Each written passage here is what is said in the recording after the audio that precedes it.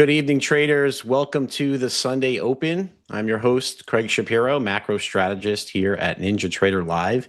We are back from a huge weekend in Miami with the NinjaTrader crew, with a bunch of traders, content creators, members of chat. It was an incredible weekend for everybody.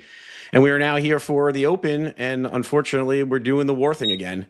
So here we go. Markets are just getting open here. S&P's down 65 handles to 70.96.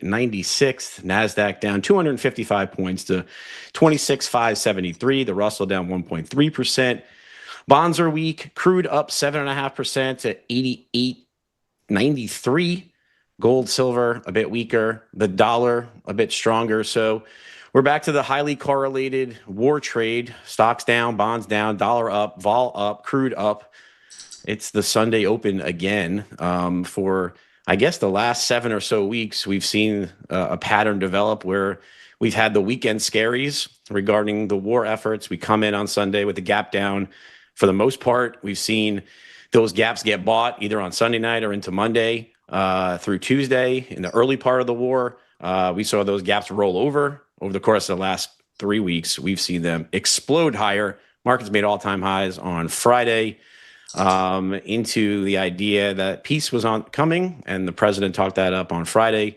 But over the weekend, Iran had other thoughts and said that the Strait of Hormuz will remain closed if the U.S. continues to keep its blockade on us. And then today, seems like an Iran ship tried to make a run, and the U.S. sent a missile to it. So this is leading back to the worries again that war is coming back, and that's what the markets are feeling and trading this morning. So, but as always, have a great panel for you this evening. Checking in from Chicago after a nice early morning flight is Pax, and then both in Arizona, sat next to each other, I think maybe even holding hands on the flight back, nursing each other's hangovers. Farm and the Pips Blake are here. How is everybody doing on this Sunday Open? Doing great. I'm just excited to see you guys again. How in the hell are you so chipper? How are you so damn chipper? Because I might still be drinking. So just kidding. Holy shit, was that fun? It was a great time. You know, and I got to tell you, Cooper's in here and Amy is in here. Amy is great. Cooper, what a great dude. You know, you guys are both awesome, and it was a real pleasure and real privilege to get to know you guys. Oh, and they're in the chat too. That's awesome. It's really nice to meet you guys. Always. Yeah, Cooper.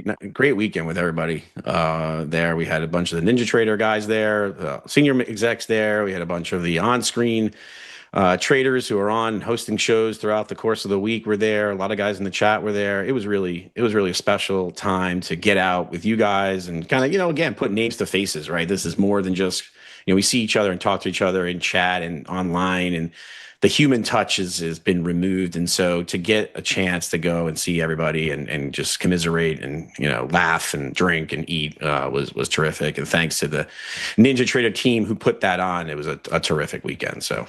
Sure was. I hope there's no video of our bus ride last night.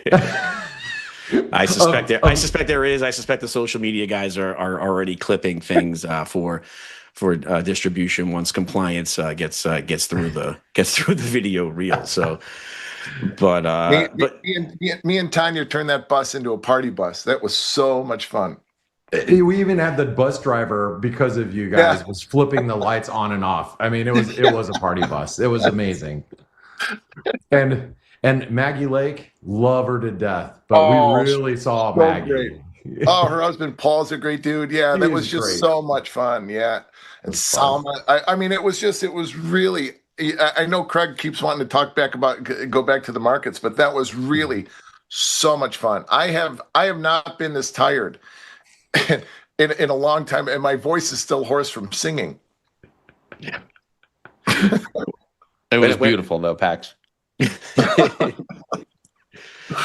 When I was driving home this morning, I was thinking of the Michael Corleone quote. Just when I thought I was out, they pulled me back in, and that's how I feel again with this war. Right? I mean, I mentioned to the team, I mentioned to Farm and Sarah on Friday night. I said, I think we're going to finally have a gap up on Sunday night. I think markets are finally feeling that this war is going to be put behind us. Clearly, we've had a very significant rally off the lows from March 30th and exacerbated by the flows, the quarter end flows, the JP Morgan put collar flows, followed by last week's flows in VIX expiry and regular expiry, tremendous amount of short covering, tremendous amount of call buying over the course of the last few days. And it just seems like people are ready to put this behind them. And then here we are again, kind of dealing with, we don't really know the uncertainty of the Strait and of the blockade. And now if missiles are flying again and Iran has vowed to retaliate. So unfortunately, we're back into a little bit of this fog of war, highly correlated asset trade, and markets are, soft to start the week. Although, I mean, as you can see here, and we're not even really getting back into the range from most of the highs last week. So it's early times yet. But as I've been mentioning on the morning shows consistently, the flows are so important. And now that we've moved past expiry, the potential for markets to trade more fundamental on data, on news is there. We lose a lot of that supportive flow. And so we'll see now that we're back to a little bit of a headline risk market. It's a decently quiet macro week. The Fed's in blackout period. Retail sales on Tuesday. Flash PMIs on Thursday, but really a soft data week. And as far as earnings are concerned, a ton of earnings this week, mostly for industrials. Tesla does report after the close on Wednesday, so big shout out there. Going to have to watch that. Intel on Thursday, but the big Mag 7 names are next week, and the Fed is next week. So kind of a weird in between week here. It'll be highly headline driven, and we'll see what happens. But a lot of that supportive flow does come off the tape from Friday, and so the market could trade a little bit truer this week, and so we'll get through it all. Wanted to we'll start with Farm this week. Farm, I know the plane ride was probably challenging, but I did see you bring your laptop, so I know you were prepping for the week and saw your note out over the weekend. So how are you thinking about the setup here for the week? What are the key levels, and what are we looking for? Yeah, I mean, I see it. It really is pretty straightforward. And this gap down is annoying. You may recall last week we gapped down right into a bull gap, and I said with 100% certainty they're going to buy it. I'm less certain this time, but here we are, gapping down into a bull gap, right? So I mean, that's the situation for me. I'm going to flip over to RTH only, just so you can visualize the gap. It's these blue levels that I've gotten there. 70.89 to 71.17 is the nearest bull gap, because there's another one down below. And so basically, I considered using 70.85 to 70.89, which basically was just tagged as my weekly level. But I want to see clean acceptance into Thursday's range. So I went with 78 to 81 because it was pretty heavily supportive. It was resistance early. But until you're in Thursday's range, there is absolutely nothing to talk about, right? So if we just kind of sit around in this bull gap here, and it holds, and we reclaim Friday's range, then bears are smashing their phones again. Trend can remain active. What happened last week was we did that, and then we just ended up in the big ass bullish engulfing candle and ended up above the prior Friday's high. So obviously, if that happens, this trend continues. It has been like the definition of active trend. It has gotten, a little sloppy at times. But actually lately, since the breakout, I mean, it looks reasonably constructive from a profile perspective. We are building volume higher and accelerating higher and building volume. That's all a good look. And until that trend phase is negated, there's nothing to talk about on the short side, right? So like last week, I do think this, Craig, you kind of alluded to this. I think a gap down is a terrible scenario for sellers again. Maybe it's different this time.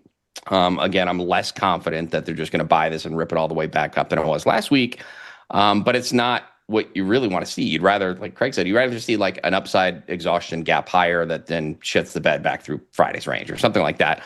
Would have been a little bit better for sellers. So, scenario one, we buy this gap, we just end up in Friday's range, and we just rip it, right? I think this 71.44 to 71.51 reclaim is going to be key. I mean, we haven't seen sellers defend a single level from below since 1669, I think. Seems like. So that'll be a key reclaim after we reclaim, Friday's low, call it. I've got 17 to 24 there. So, I mean, in theory, if this is reactive, comes up, rejects 44 to 51, comes back down, like it's still, this part is the same. This low must be taken out. If we rally from here, this low must be taken out by tomorrow, or like, I'm not going to join sellers. That's all there's to it. Now, on the flip side of that is that if we do find some kind of acceptance back into Friday's range, and all this analysis is almost identical on NQ, but I will pull up the NQ chart in a minute. But if we do find acceptance back into Thursday's range, that doesn't necessarily mean bearish. It's not a downtrend.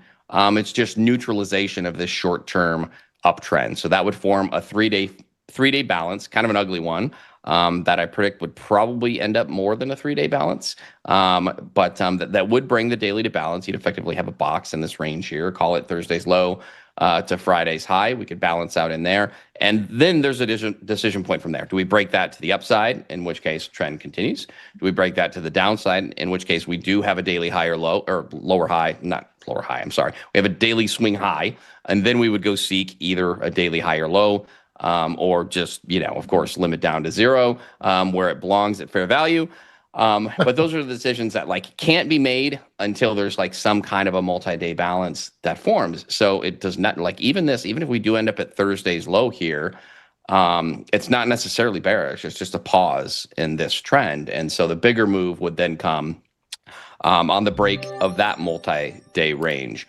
So, as of this gap down, it's again, perfect support off this primary distribution from last week, looking at it on an all hours basis. No real surprise it's reactive off Thursday's range. Now let's see if bulls can get up there. And if they can, then it's just go time. Again, the same thing as last week. So sellers will be smashing their phones, throwing their keyboards. We got to find companies to long off this. Maybe not Apple for the iPhone thing, but we can log long some keyboard companies or something like that. Somebody makes keyboards. Let's get long. So that really is it, right? We either continue this active trend by buying this dip, reclaiming Friday's range, and keep ripping to new highs. And then just, if that's the case, just hands off the sell button. Or we form a multi-day balance here somewhere in this range.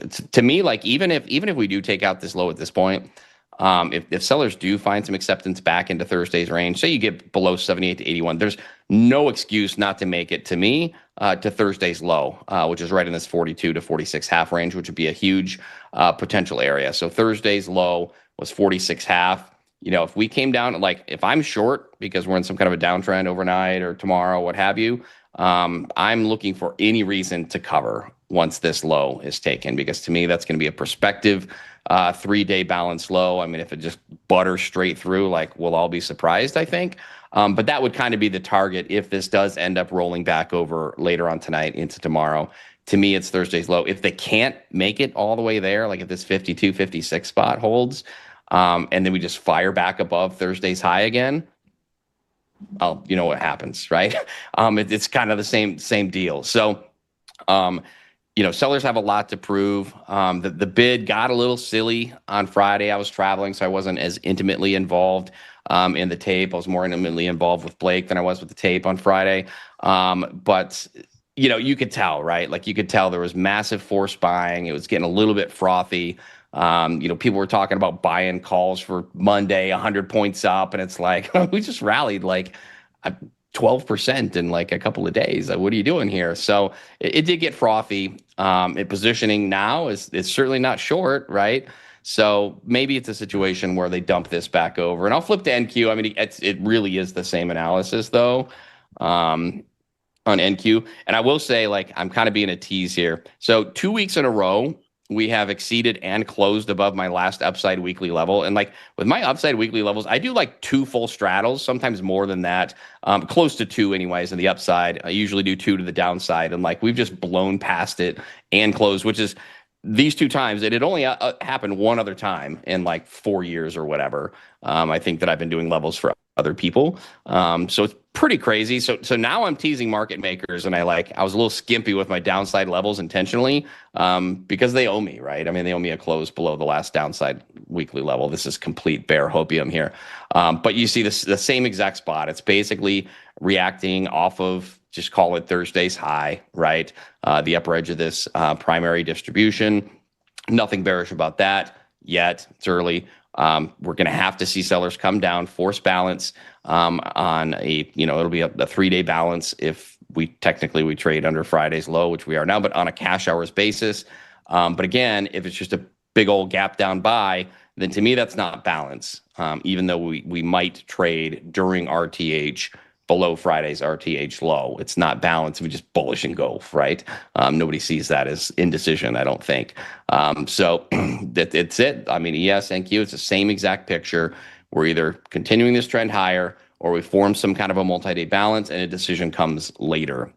Is it possible that we just knife through Thursday's range and just puke back through some of last week's profile? It's always possible. And the structure gets pretty thin, right? Down a little bit lower. So it's possible, right? We'll see what the headlines do. We'll see if people are ready to rinse out like that.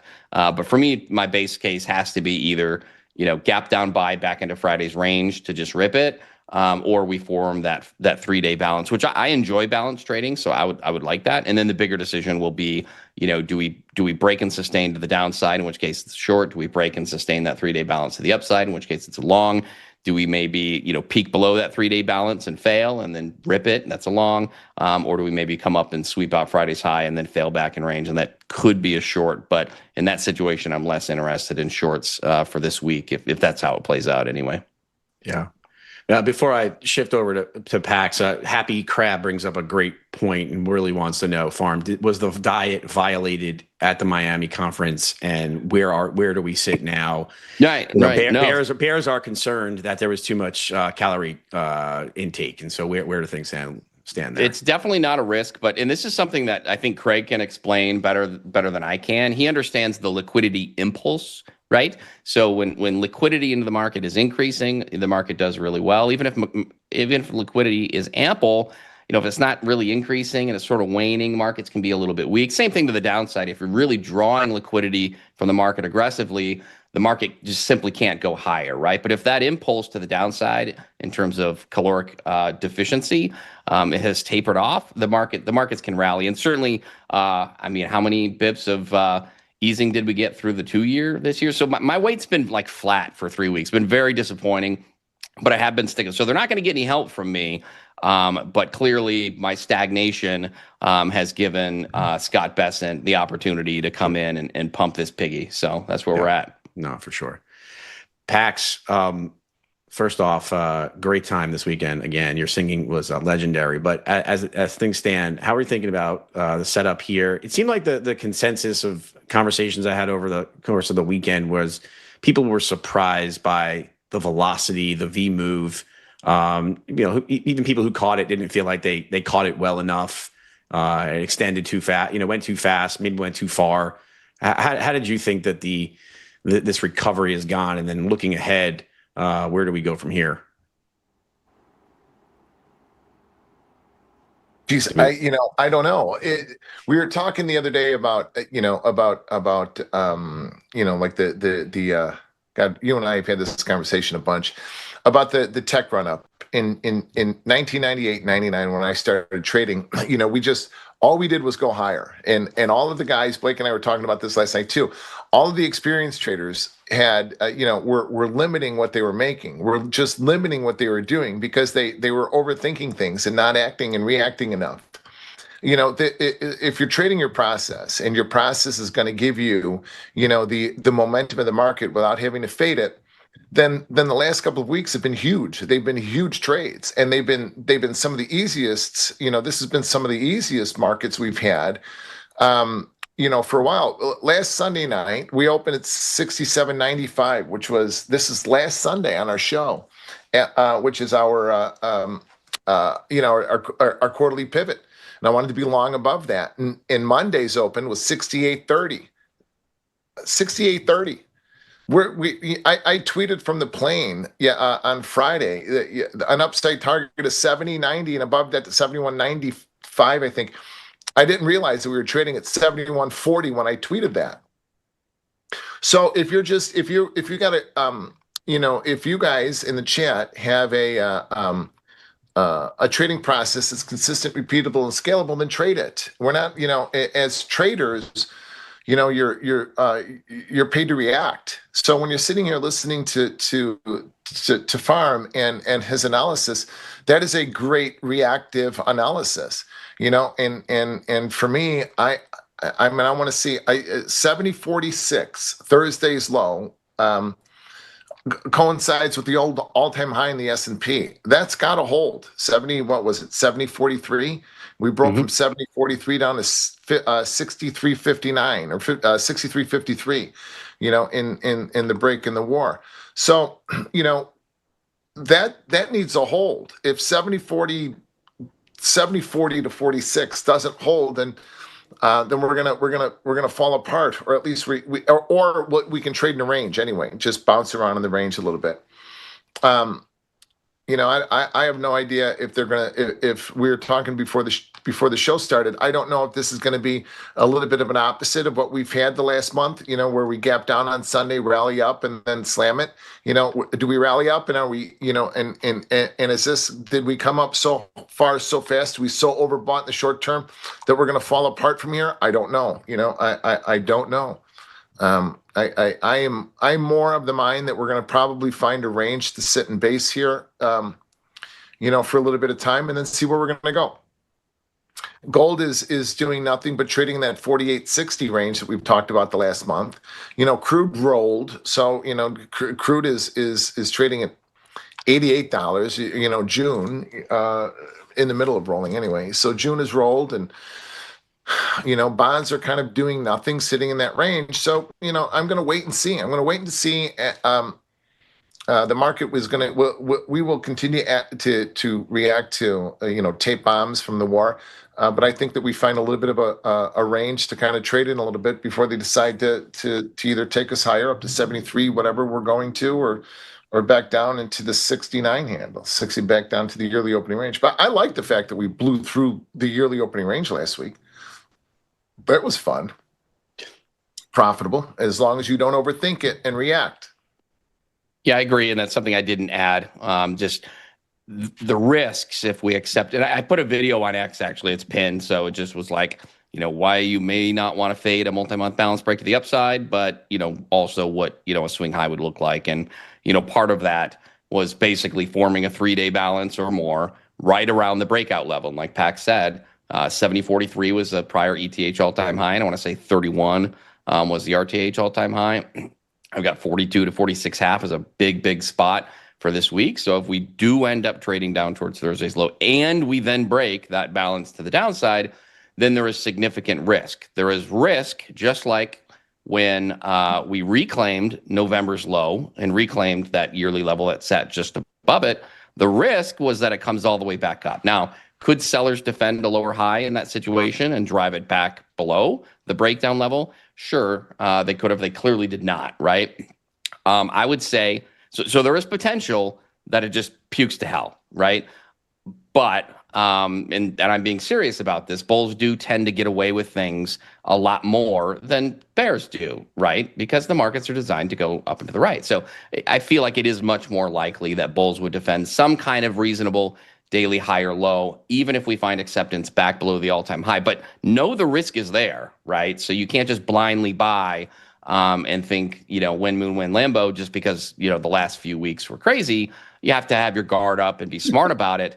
But know that, there's probably, we could retrace 50% of that move and it would be wildly healthy, right? But there's a lot of people that would have shit in their pants if that happened. Like they would be like, "Wow, how did this happen?" And it's like, really, it's 50% retrace. That looks good.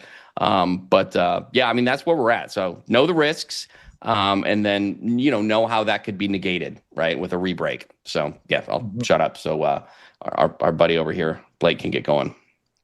Yeah, no, we're gonna default to Craig real quick. No, look, we're 20 minutes in or 23 minutes in, and the markets are kind of finding stability here. S&Ps are now down only 54 handles to 7106. The Nasdaq down 200. Russell down 1.1%. Oil up 6.5%, so a little off the best levels there. Gold down 1.5% to 48.04. the dollar a little bit stronger, bonds a bit weaker. I mean, again, this is highly correlated trade. Before we flip to Blake, I did want to just kind of show this sector breakdown for the month to date here. I mean, you're really seeing, just kind of widespread strength here with semis really outperforming. That's been the stalwart performer for month to date, which is the quarter to date as well. SMH up 21% for the month. XLK, which is tech, is up 16% for the month. The Qs are up 12%. And then not surprisingly, and we talked about this a little bit on the morning show too, after the great outperformance of energy in the first quarter, with crude falling, we'd see some rotation out of energy back into tech. And not surprisingly, you're seeing the two worst, ETFs are XOP down 12% for the month and XLE down 10%. But aside from energy, every other sector is up for the month, even staples and utilities, which are low beta, are still, flashing, small green for the month. That was as of Friday. So, pretty wide sector strength for the month. I mean, what we're going to have to deal with at the end of this month is, after a very strong month, you'll have some pension rebalance flows out of equities into bonds. That was the opposite for the March into April. So we'll keep an eye on that too. But Blake, we've kind of beaten the indices here down. I don't know if you have any thoughts broadly on stock indices, but I am curious how you're thinking about currencies here and the cross asset stuff, right? The dollar strength and thinking about, obviously the dollar has been pretty weak over the course of the last few weeks on this counter trend move. But we get some exhaustion signals out of FX and may have implications for equities. How are you thinking about it? Absolutely. Well, first of all, before I go into some of these assets, I want to reiterate something that Pac said that I think is very important. And I was having a conversation with Spencer at the NinjaTrader event when we were at Giselle. You guys probably met Spencer. He's a great guy. Great guy. Yeah, great guy. We were talking about process, and I'm like, look, you look at my charts, what you guys are actually viewing at this moment.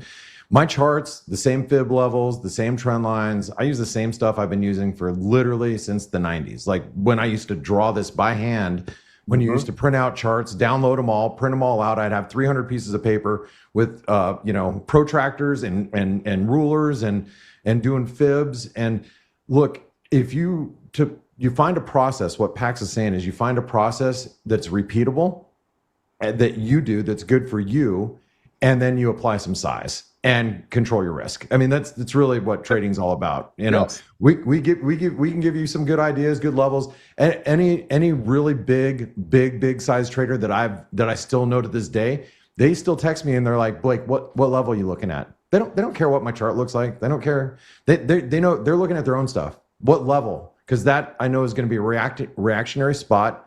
So I'm going to either be getting long or, getting short somewhere around that level. I know there's going to be action around there. And so you find your levels, however you decide to do it. And then again, figure out what your process is and then apply size when you have conviction and always manage your risk. There we go. I mean, really, it is that simple. And then do it again and again and again. It really is that simple. The way to become, and I'll stop in a second, Blake, but the way to become wealthy or free is to take more out of the market and to take more out with bigger size, and so just find a place that you like them. The best advice I've ever been given about trading was by this guy, Edmund Mercatician, God bless him, or God rest his soul. He died years ago, another one that died too young. And he said, don't worry about what the other big traders are doing and what their banks are doing. If you think the market's going higher, get long. If you're wrong, get out. If you're right, learn how to add to them. If you think the market's going lower, don't worry about what I'm doing or the big traders are doing or the banks are doing. If you think we're going lower, get short. If you're wrong, get out. If you're right, add to them. I thought he was making fun of me when he said that. It was still the best piece of advice I'd ever been given. It's awesome. And, with that being said, and the reason why I wanted to bring up this chart, I do view things a little bit different just because I am very big on positioning. If I think everybody's wrong-footed, I'll press the gas. And it's like I know I have my foot on their neck. I'm going to actually apply pressure at that point. Oh, yeah. And so, like think of, and the way I do it in the markets, like looking at the S&P. All right, if you're long right now, where are you quote unquote wrong? Where are people going to be like, look, I'm out of my longs from here. And actually, Farm, you just said it, 70-40. Yep. It's a big breakout point. Pax, you're just looking at that level too. Look, we started trading probably below 7. you're going to start seeing some stops. So if you're like, okay, I want to play on the short side here on a break back below 70.40, where do you add? You add probably below 7. You start scaling in, on the short side as you're making money, but because you know where you're wrong. If it gets back above 70.40, you can manage your risk and get the hell out. It's that. But I look at the chart, and now I have to go zoom out a little bit, and you guys have probably seen this.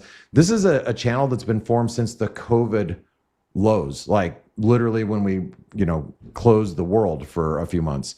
So you think about 2020, that channel is held to a T. Now you have the Trump administration, and Craig, I'm going to go into currencies with all this too, because it's important. This part of it's important. You think about President Trump, his scorecard is the market. That's how he rates himself. Stock market is good. I'm up. Market's up. I'm emboldened. I can do things. I can say things. And if the market's down 10%, he's going to be more likely to try to say something to get the markets back higher. I mean, that's his mental scorecard. And so right now it makes sense if you go to his Truth Social feed and just read some of the stuff he's saying. He feels very emboldened at this point. And so that could put the markets, in a nastier position, especially if we don't get a recovery here following this weekend. Now, I do think that everybody came in long. I was talking to some traders a little bit earlier, and I'm like, they're like, I hope we get this gap to buy lower. I'm like, you might, just because so many people were long at all-time highs that you might still see some downside pressure. It's going to be really interesting.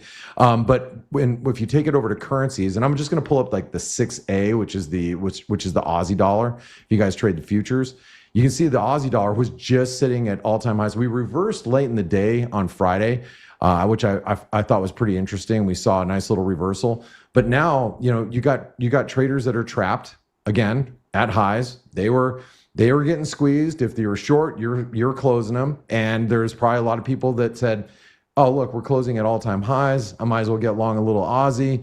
It's going to be gapping up on Monday," and then lo and behold, we're gapping down. So now you have a level to trade against. Like I just closed my Aussie dollar shorts literally as we were starting the show, and I'm scaling in. That's why I had to put myself on mute for a second, because I'm already going to start to scale in on the short side again. But anyway, the Aussie is probably one of the best risk barometers in the FX market, and you can follow it on futures too. And also the 6J, which is the yen. The yen obviously gets a little heavier when right now, because Japan is very, very dependent on what goes through the Strait of Hormuz. Between the skyrocketing prices that they're going to have in rice, probably in the next season, and then you talk about crude oil, they're really struggling. So the yen has been surprisingly weak. I guess it's not surprising now that everybody put together, because usually when we're in a situation like this, the yen tends to actually capture this risk on bid, and that's what we're seeing in the dollar. So I'm gonna now switch it over to the dollar really quick. I'm sorry, did I Pax, was that you? No, that's really good. Thank you. Okay, no, thanks. So the dollar index, the dollar index is where I just had it. Oh, there it is. So the dollar index, which is really interesting. I don't like being long dollars. I don't think anybody should be long dollars right now. I actually think it's really quite bearish. But in this pressure cooker world that we live in, any type of negative headline, people run to the dollars not because they want to, it's because they have to. In a dollar-based world, people are like, look, get me out of everything, put me into cash. And cash for most people, it's the dollar. The dollar is still the reserve currency of choice. We're slowly losing that status. So I think the dollar is less receptive in this crisis than it would have been. Like, let's say this happened 3 years ago. This happened 3 years ago. I think that the dollar would be really going berserko right now. But you can see the reason why we're gapping up a little bit here, and this is the break point. Like anybody who's short dollars right now, I'm looking at the dollar index. We get above 98.50. People are going to be forced to buy dollars, whether you like it or not. That's the level. That's the level that I care about, and that's the level I'm going to be trading. So, Craig, I know it was a very roundabout way of addressing your question, but there you go. No, look, I mean, I think clearly what we're we're kind of back into, unfortunately, we're just, it seemed like last week towards the tail end, like things were starting to show some divergences. I think, traders were finding, things to do that were outside of the headlines. And then you kind of, again, like you get pulled back into this headline mess again. I think it's interesting. You pointed out Aussie turning around on Friday, kind of before the news a little bit. So, but look, it's we're 35 minutes in. If you're new to the show, what we try to do is go around the horn and go around, check different asset classes. So if you have anything you want us to take a look at, mention it in the chat. Definitely subscribe to the channel so you can communicate with us in the chat. But we got to talk about oil. Let's do it. So oil has been the driving asset class for the last 7 weeks. We've seen a pretty healthy inverse correlation when oil is up. Risk and equities are weak. And then I know Deli had pointed this out several times, the second to last week of March, and then that, March 30th and 31st, kind of pointing out how equities were holding on as oil was holding on to. So the correlation started to flip a little bit. And then you really kind of saw oil fall and equities go to the moon. But here we are again, seeing the inverse correlation reconnect, I guess. Oil's up now 6.5% today. The back end of crude, D26 crude is closer to the highs than front month crude is. So that has implications for the energy sector and just kind of broad equity market multiples. If we're going to be dealing with a higher crude price environment for longer, it's going to be a bit more of a headwind. It's going to keep inflation much more big. It's going to make it more difficult for the Fed to ease policy when the new Fed chair comes in, if he comes in at some point. So, but as far as oil is concerned, Farm, you have oil charts now too, right, Farm? But yeah, I've got it up. I haven't updated cool. all the levels, but I can still speak to anything that's changed. Yeah. So what are you thinking here on the charts for oil? Yeah, I mean, it's got just call it this roll gap, right? You see this roll gap here. I mean, it's at a perfect location, sort of the lower edge of this primary distribution here, where it sort of tapers out into the lows, and we got that big, puke fest, obviously. So it hasn't quite made it back up to there. 89.69 is, of course, a huge spot that it just failed. But it really, if it can get back above that 90.34, it has a chance to reclaim this 91.69 to 93.07, which has been the spot for like weeks and weeks and weeks, right? I initially said I thought equities would find weakness if we got above there. They did. And find strength back below there. And you're right, though. We've talked about this a few times. The correlation kind of broke a bit.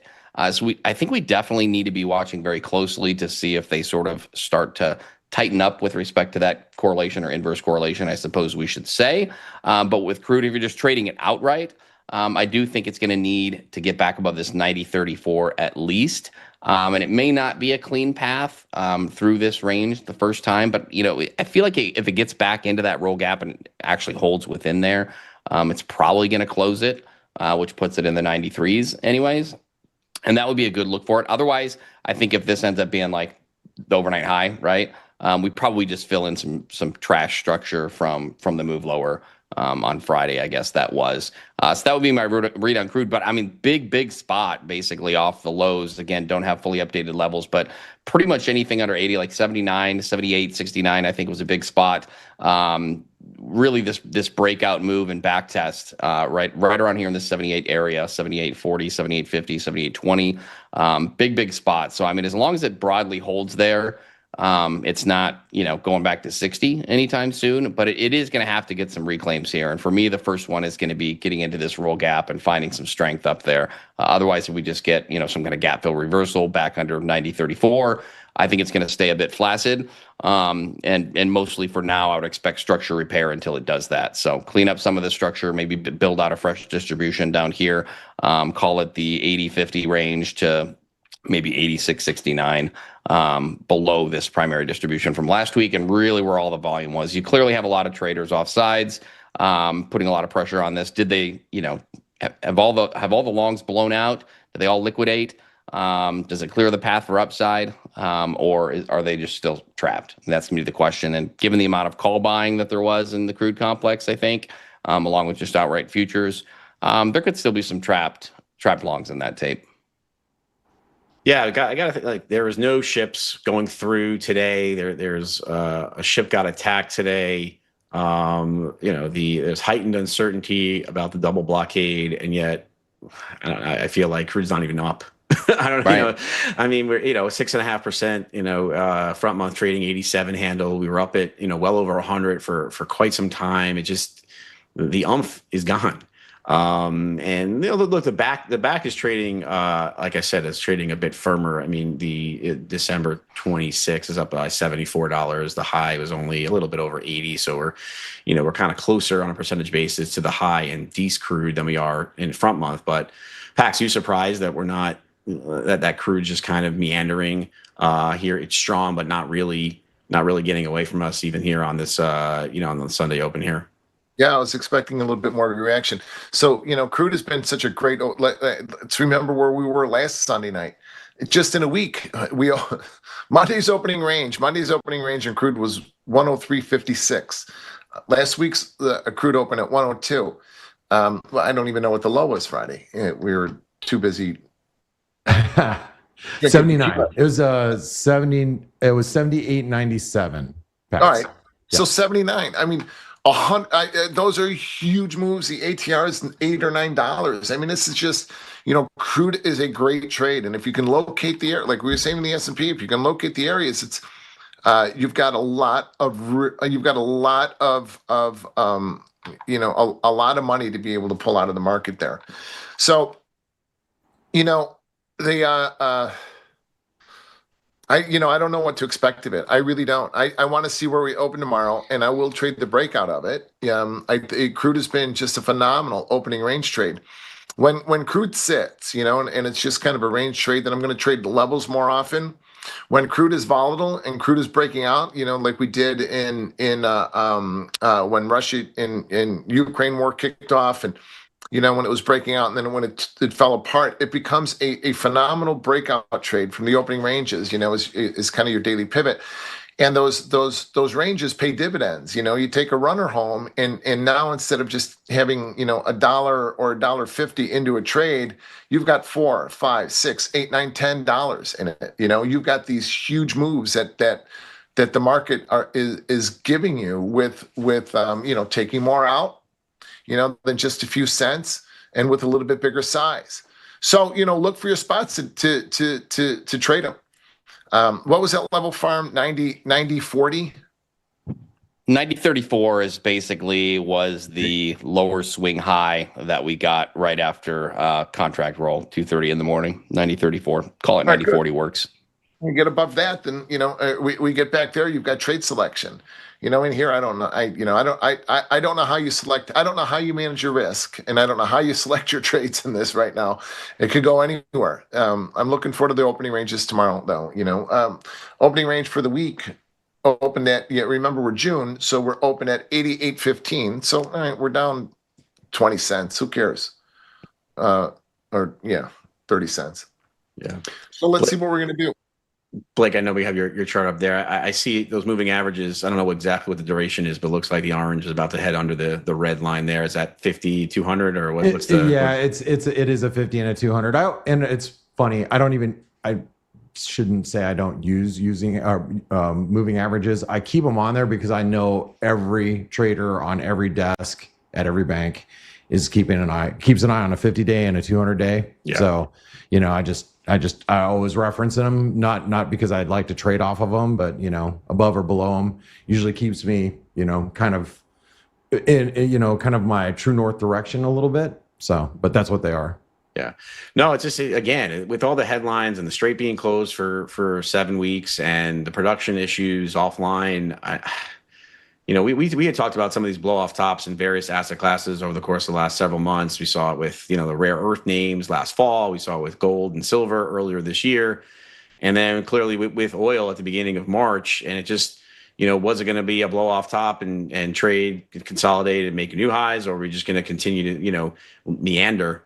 And I know to see that we're about to, have this moving average cross here, given the war, given the uncertainty, given the time offline, just, and given how concerned oil industry experts, clearly, folks like Shai and others who are very concerned about the supply demand dynamics, to see price action here be as flaccid, to use Farm's term, as it has been, it's concerning. If you're for crude bulls, I got to think.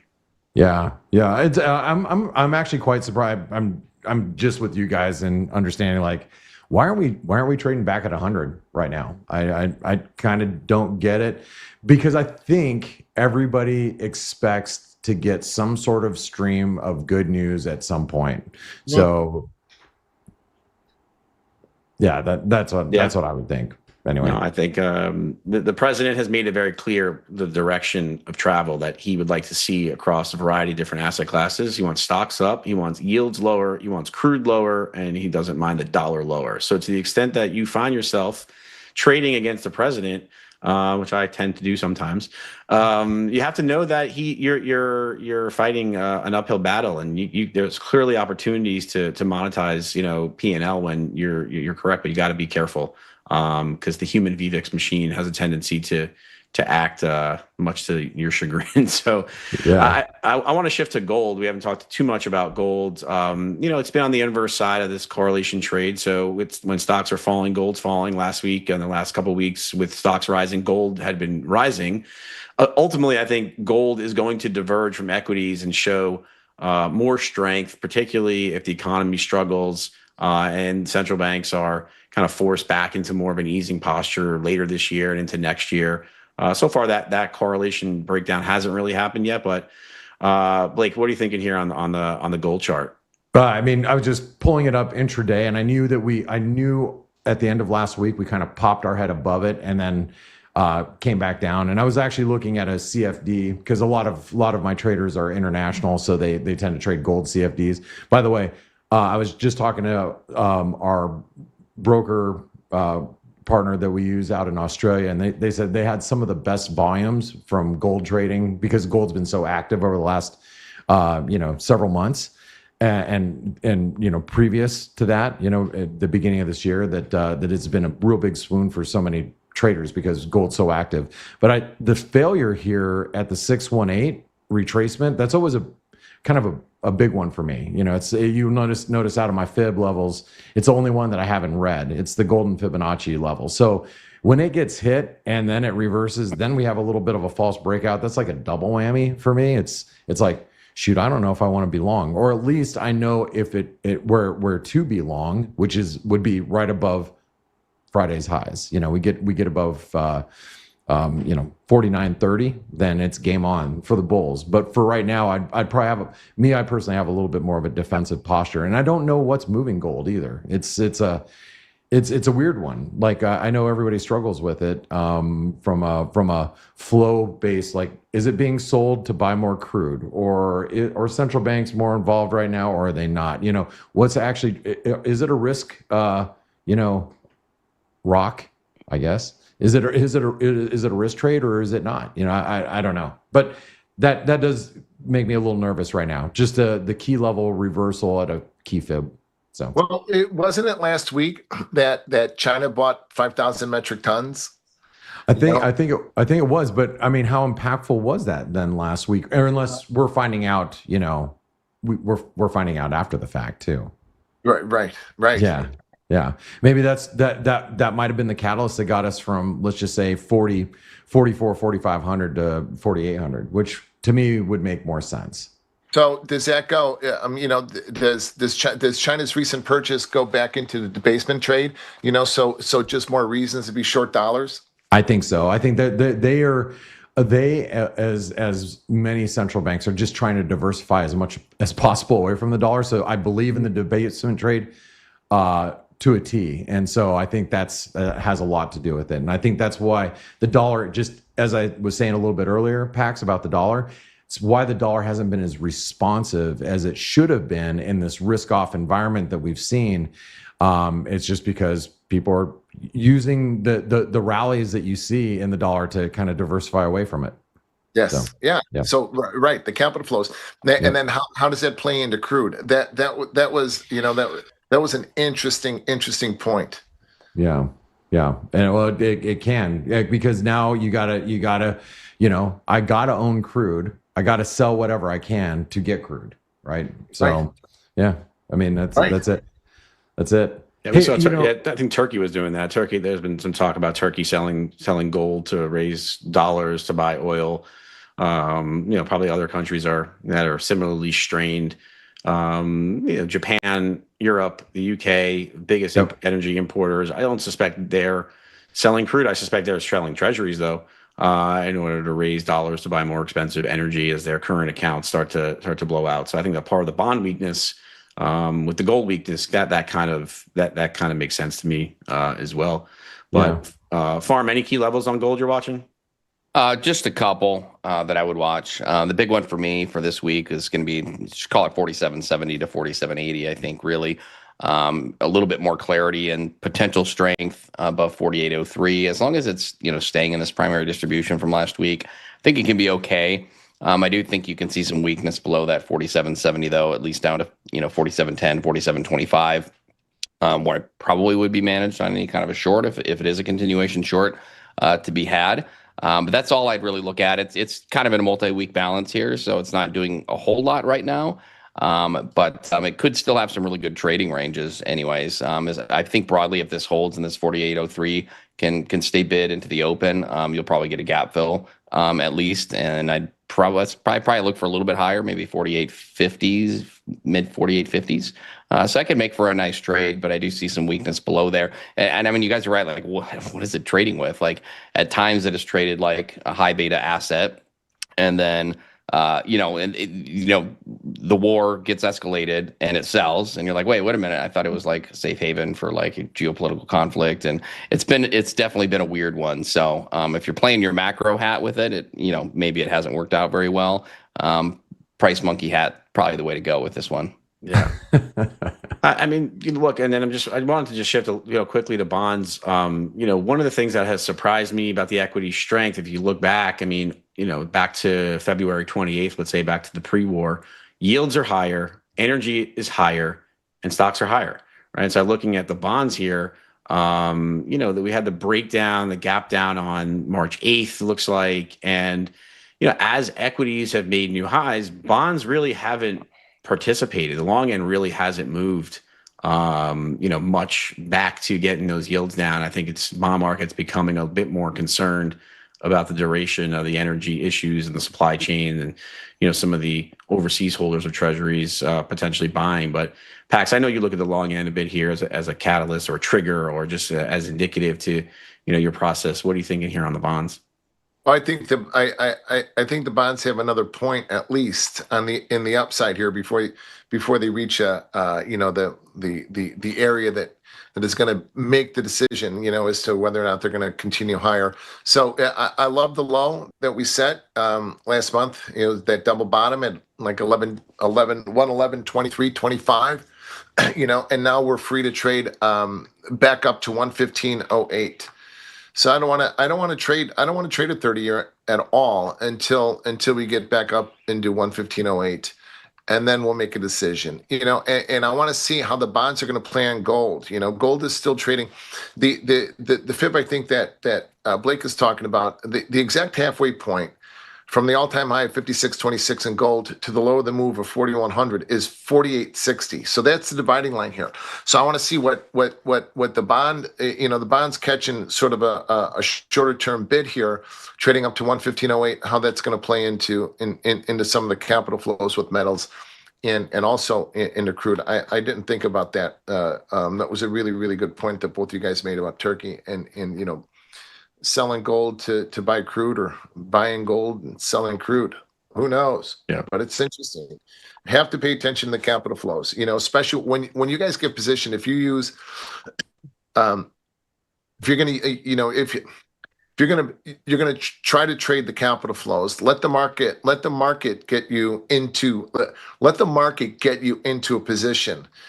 Have your levels in mind, have your levels in play, and then when the macro story all of a sudden lines up with your trade, those are very, very powerful trades that can make your month, make your quarter, make your year, and in some cases make your career. So look for those and survive until you can find them. They're coming. Blake, any key levels for bonds you're watching here? I don't trade. I trade notes. That's about my extent of what I do.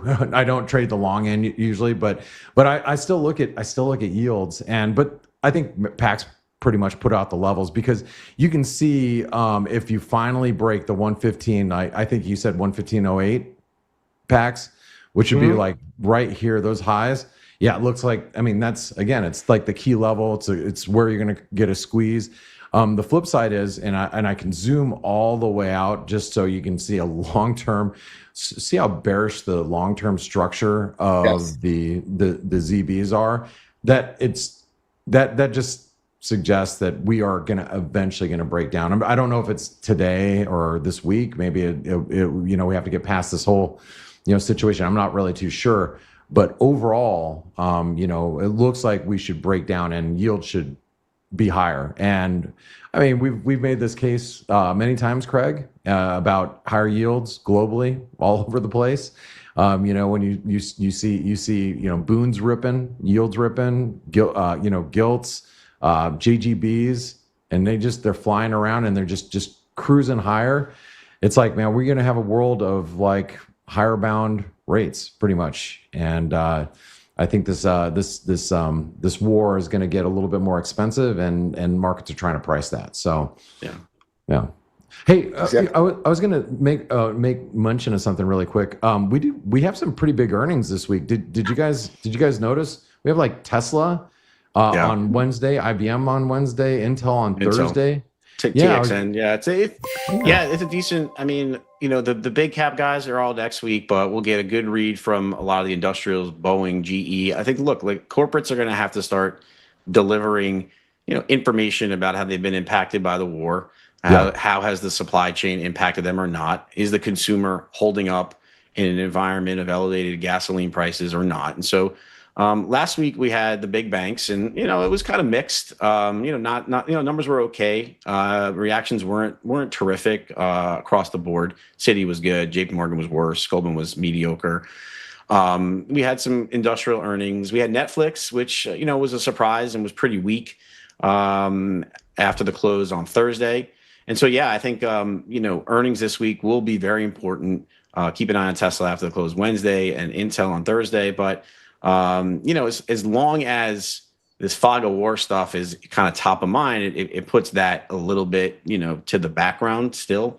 But I agree with you. I think investors are keen to just, put the war behind if that's even something that can, can really happen. But last look at the tape here as we approach the hour, and look, we're doing exactly what we've done for several Sundays in a row. We making a low kind of in the first 15 minutes or so, and then we start to see the grind back. S&P's down only 51 handles now to 71.10. NASDAQ down 162, 60 basis points. Russell down 95 bips. Gold is down 1.6%. Oil up 6.5% still. A little bit off the highest levels, but holding in there. The dollar a touch weaker. Dollar yen back above 159. The euro 117.39, 22 basis points. And so you're seeing some of that dollar strength. Bonds a bit weaker. So energy up, yields up, dollar up. Typically a little bit more of a toxic environment for risk. But a last look here.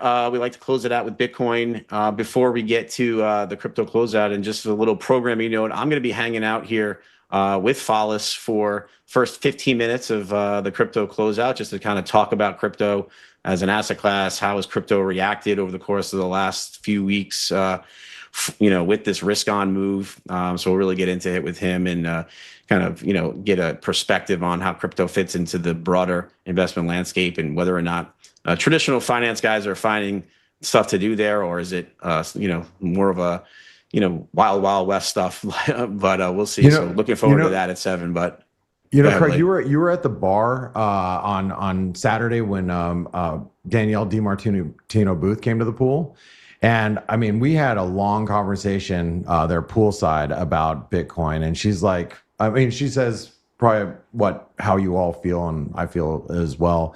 It's a really great risk barometer, and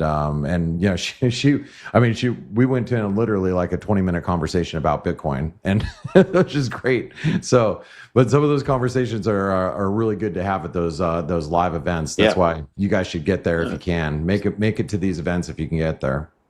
Definitely, it's been a good leading indicator for liquidity, and its weakness earlier this year, I think, helped to or was foreshadowing for a broader risk asset move, and then more recently, kind of bottoming a little bit earlier.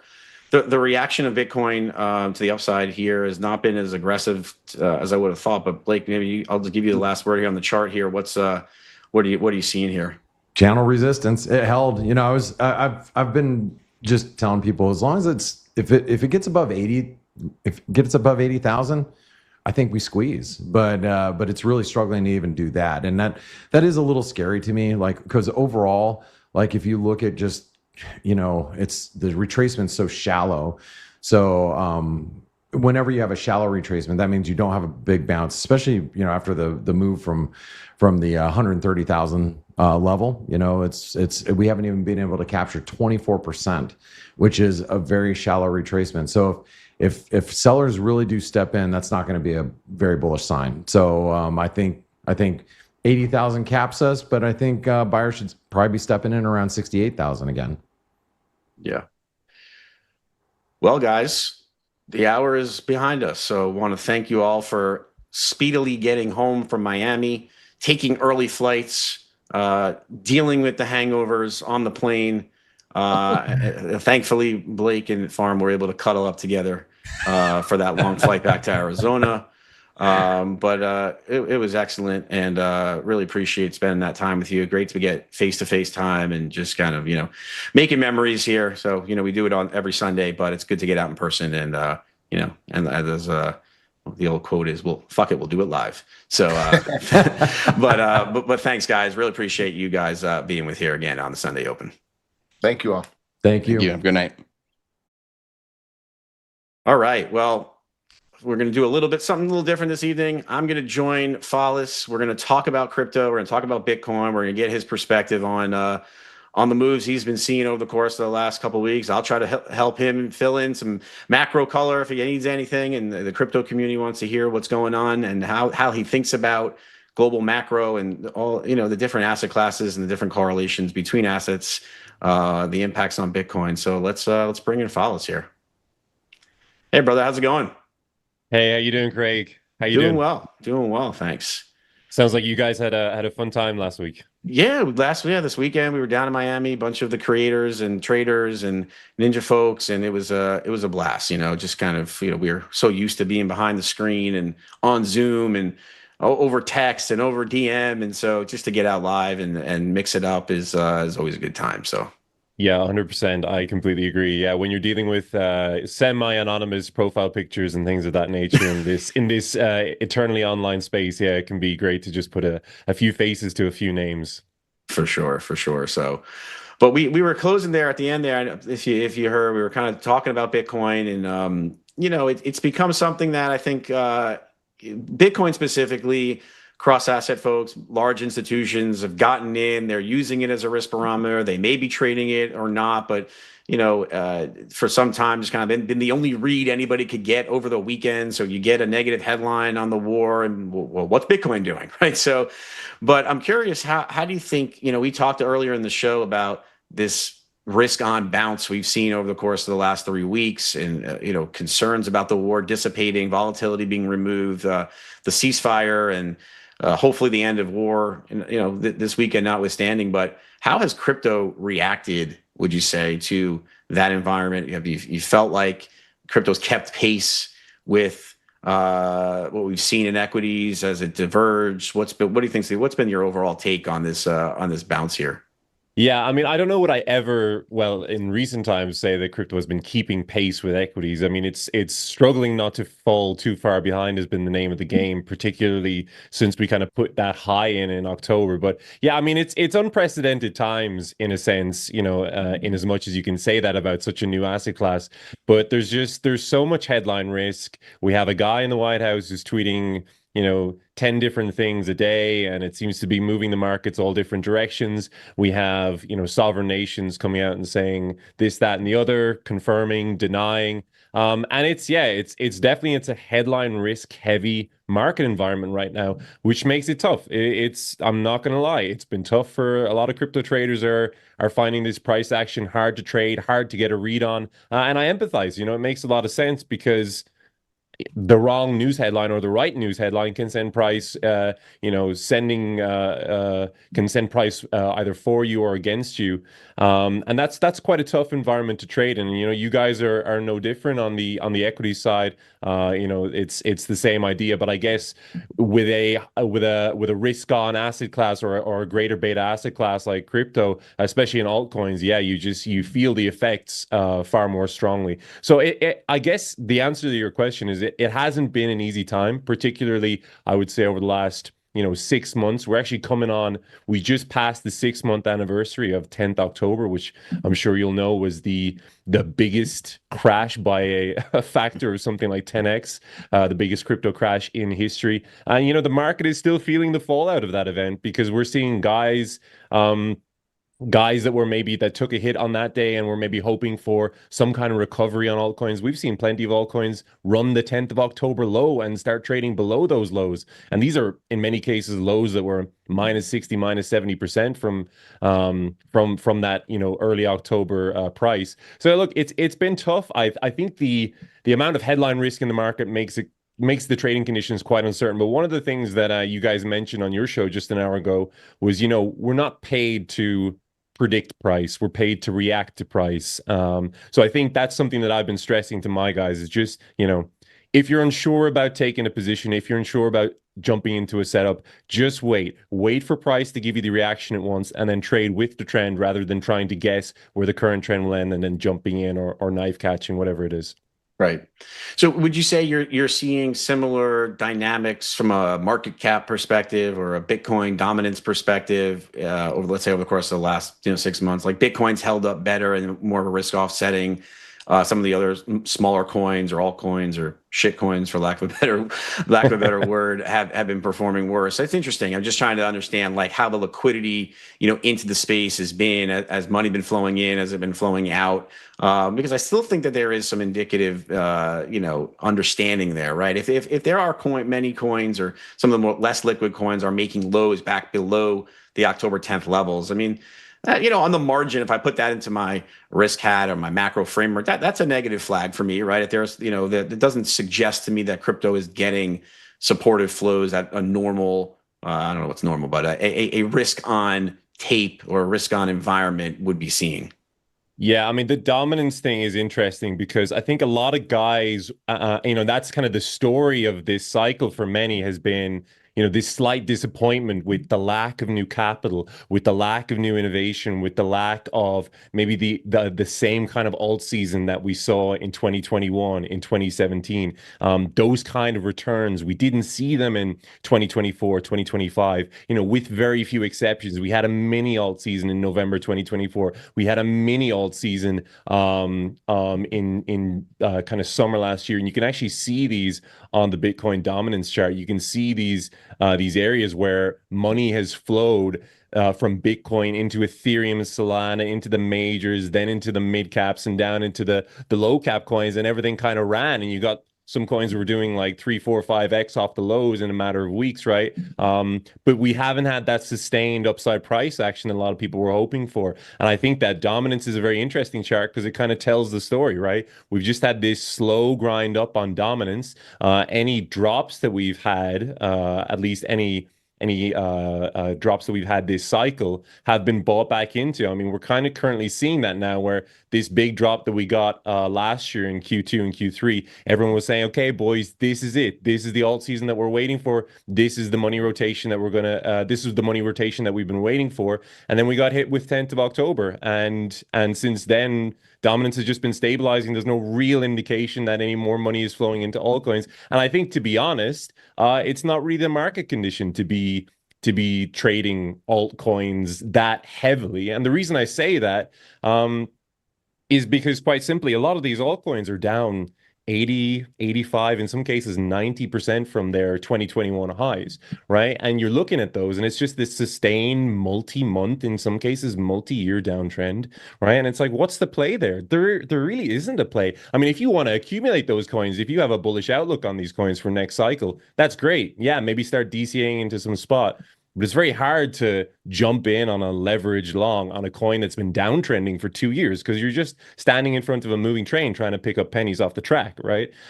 Likewise, you can't really short those coins because you're just accepting such a huge amount of tail risk, looking for that little extra move down, especially because a lot of these coins are heavily manipulated. Once the market cap gets low enough that three guys with a computer in somewhere in a lab in Tokyo can just send price 3 or 4x by smashing the market buy button. Yeah, that's not really a risk you want to take on. So it's been a tough market for altcoins. I don't think that that's changing anytime soon. I think that we will eventually get far better trading conditions for the low caps, for the mid caps. But as things stand, there's quite a lot of manipulation. There's, as I said, a lot of these coins are down severely from their 2021 highs, and it's not really easy to trade a lot of those coins for the reasons I outlined. Right. Are you finding that folks that are crypto trading exclusively or predominantly kind of looking at the equity market and saying, shit, maybe I should trade stocks, just kind of seeing the reaction, seeing, moving back to highs here while the crypto, asset class just kind of languishes and it's more difficult? Are you finding that, folks in your room or folks in your network are, spending a little time on kind of looking around elsewhere, right? You're just looking at charts, right? So, it shouldn't matter if we're trading a crypto, some coin, or if we're trading NVIDIA or a Micron or another tech stock. Are you finding folks are kind of looking over there for other opportunities at all? Yeah, 100%. I mean, I should preface this at the outset by saying, like, I am a firm believer in crypto, and I think that there are going to be crazy opportunities to come this market. Maybe it's not that obvious now while everything's in a downtrend since October and everything's down off the highs. But crypto is a beautiful market in the sense that there's always opportunities around every corner, and you just kind of have to keep your eyes out and play the game, right? You got to stay in the game long enough in order for those opportunities to come your way. But yeah, for sure. I mean, you hit the nail on the head there. There are guys in my community, in my audience, who are just looking at like the SPX just rip, just absolutely tear. Every dip gets bought back, right? It's just constantly new high after new high. And they're like, why are we trading Bitcoin? Why are we trading Ethereum? Why are we trading Solana? Why are we trading these coins that they're incredibly manipulated? They seem to have, just immense capacity for downside unless the conditions are very, very favorable.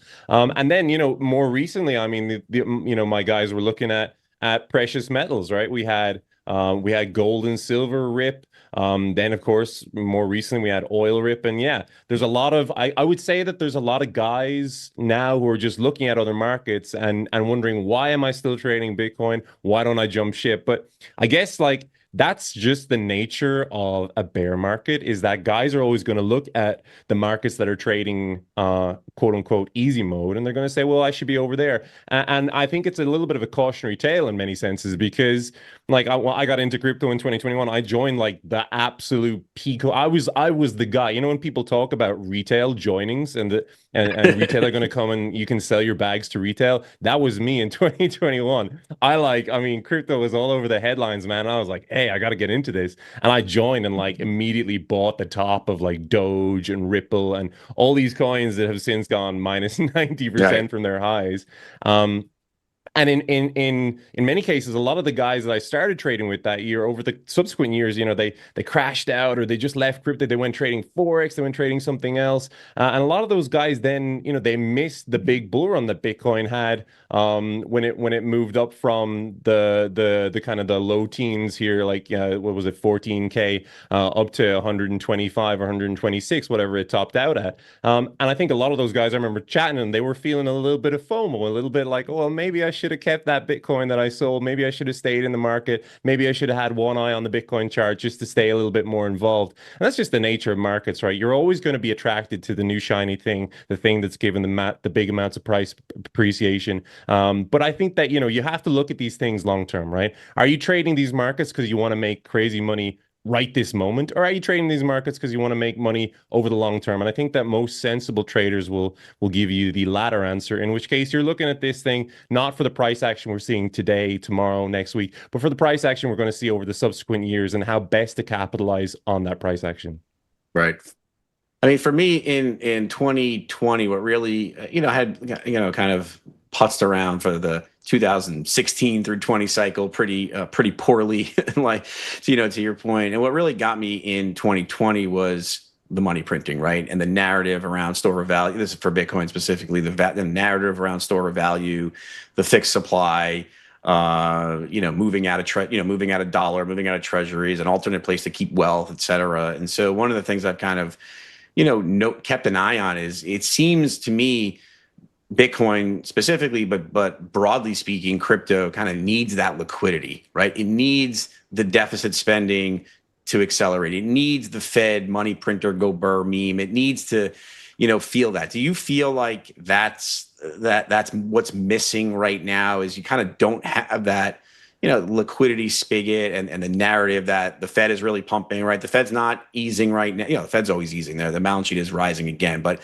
they're not cutting rates. And now that there's more inflation, the proximity to the next rate cut keeps getting pushed out. As far as the deficit spending is concerned, it's a largely gridlocked Congress at this point. Doesn't seem like Democrats are going to give Trump anything to accelerate the deficit budget expansion kind of into the fall and into the midterm. So is that a missing piece in your mind, or am I overthinking the way I kind of think about it here? How would a traditional crypto guy think about that meme or that money printing? I mean, for sure, when you think about, you just mentioned there that you got in 2020, 2021. When you think about the perfect storm back then, it was like COVID had just hit. So lots of guys were just at home, with spare time. It was like, I think you guys got a stimulus package in the US, right? There was something like that. And then obviously there was the rates were favorable. It was just a perfect storm for risk on assets. And I think like also there was like kind of this critical mass when it comes to for lack of a better word, like brand recognition of like what crypto was and what it was doing. I think like that's when a lot of my friends and a lot of like people that I know who wouldn't necessarily be like quite into like tech or finance, a lot of them like heard about Bitcoin in 2019, 2020. And that was kind of how they like started looking at it and started getting into it. And I think that creates this kind of perfect maelstrom for price appreciation, right? And I guess like, yeah, you kind of hit the nail on the head there. We haven't really seen that this cycle yet. I mean, yes, we put in a new all-time high, but like you look beyond Bitcoin. I mean, Bitcoin had a great run. There's no doubt about it, right? From bottom to top here, you're looking at almost an 8x, right? Which is fantastic. That's, by any stretch of the imagination, that's a really good run. And I think if you're a Bitcoin maxi, you can't be disappointed with the gains you've had this run. But it's also quite a substantially less than we've had in previous runs, right? In terms of raw percentage gain. It's also like, and we didn't really see the capital rotation into alts. Like you look at Ethereum, right? Ethereum is a good example. This thing is, it's the second biggest coin by market cap. This thing barely put in a new high, right? The high was breached by like, it was like 1% or something, right? It's effectively no sweep there, right? And now it's come all the way back down. This thing's just in a kind of a range here. We're now trading at a price that we've hit 20 times before over the last 5 years. And I think a lot of Ethereum maxis, a lot of guys who, when I joined crypto, people were talking about the flippening, right? And for those of our audience who don't know what that is, people were saying that Ethereum, it was only a matter of time before it flipped the market cap of Bitcoin. I mean, I don't hear many people talking about that now, right? And I think a lot of other altcoins, it was the same. Vast majority of alts on my watch list didn't even put in a new high when compared to 2021, right? It's the death coaster meme. A lot of these coins, they put in a high in 2021, right? And it's just subsequently it's just like this, right? And as the liquidity dwindles and capital rotates into newer, shinier markets, right? And I think, yeah, that's one of the reasons why so many guys are a little bit disenchanted now with crypto as an asset class. So in your mind, how long is this washout taking or going to take? You think we'll have a traditional kind of takes 18 months off the highs, and then we is the 4-year cycle still a thing, or is institutional money now kind of changing that? I'm curious how you're thinking about it. Yeah, I mean, I have a pretty strong opinion about this. I do not think that the low is in. I actually think that we're going to bottom probably somewhere closer to 40K, and that's the reason I have this very speculative, I should say, long setup on the chart in front of me here. But one of the reasons that I do think that we go lower later in the year, I think that the macro conditions are not favorable for a massive crypto reversal. And by that, I mean reversing the price action that we've seen since October. I think that if you look at previous cycles, and again, as soon as someone in crypto starts talking about previous cycles, there should be a big asterisk next to their head in your mind, because we're dealing with a sample size of like 3 here, right? So you can't really, all the data you're extrapolating for that is going to be incredibly speculative. But what would we be if we weren't speculators, right? So with that in mind, with that caveat out of the way, I mean, you look at previous cycles, we've always bear markets have always lasted like 50 to 55 weeks, something like that. Currently, we're about 25 weeks into this bear market. I do not think that it's over yet. I do not think the bottom is in. You look at drawdown from all-time high to the bear market low in previous cycles. It was like 93%, 81%, 76%, 73%, something like that. At the moment, the drawdown from all-time high to the low, we did like 52%. So, I mean, it would be significantly less, not crazy, but significantly less than we had previous cycles. You look at this thing, current realized price. So realized price is the average buy price for all Bitcoin holders at this moment in time. We have never bottomed in previous markets without spending considerable time below that realized price, right? In previous cycles, it's been like, 180 days or 200 days or 250 days, whatever it is. We have not even spent a single day below that realized price this cycle. Since price went above it, we have not spent a single day below it. So I don't think that, and again, like that makes sense from a market psychology point of view. Like in terms of like, what do we need to see in order to hit like max capitulation, max despondency, max like guys like I'm out of this market, I'm leaving, right? That's kind of the bottom that you want to see. That's the stone cold bear market bottom. That's what we got in like 2022, 2023, right? We got, it was really like for those who were around back then, I mean, it was like, I remember people saying crypto is over, because we had just come off the back of like FTX, Luna, Voyager, Celsius.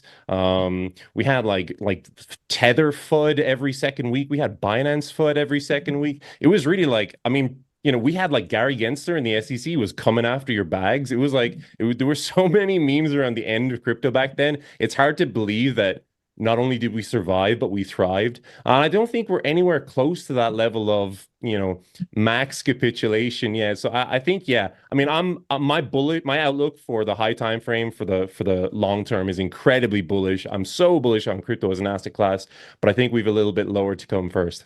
Yeah.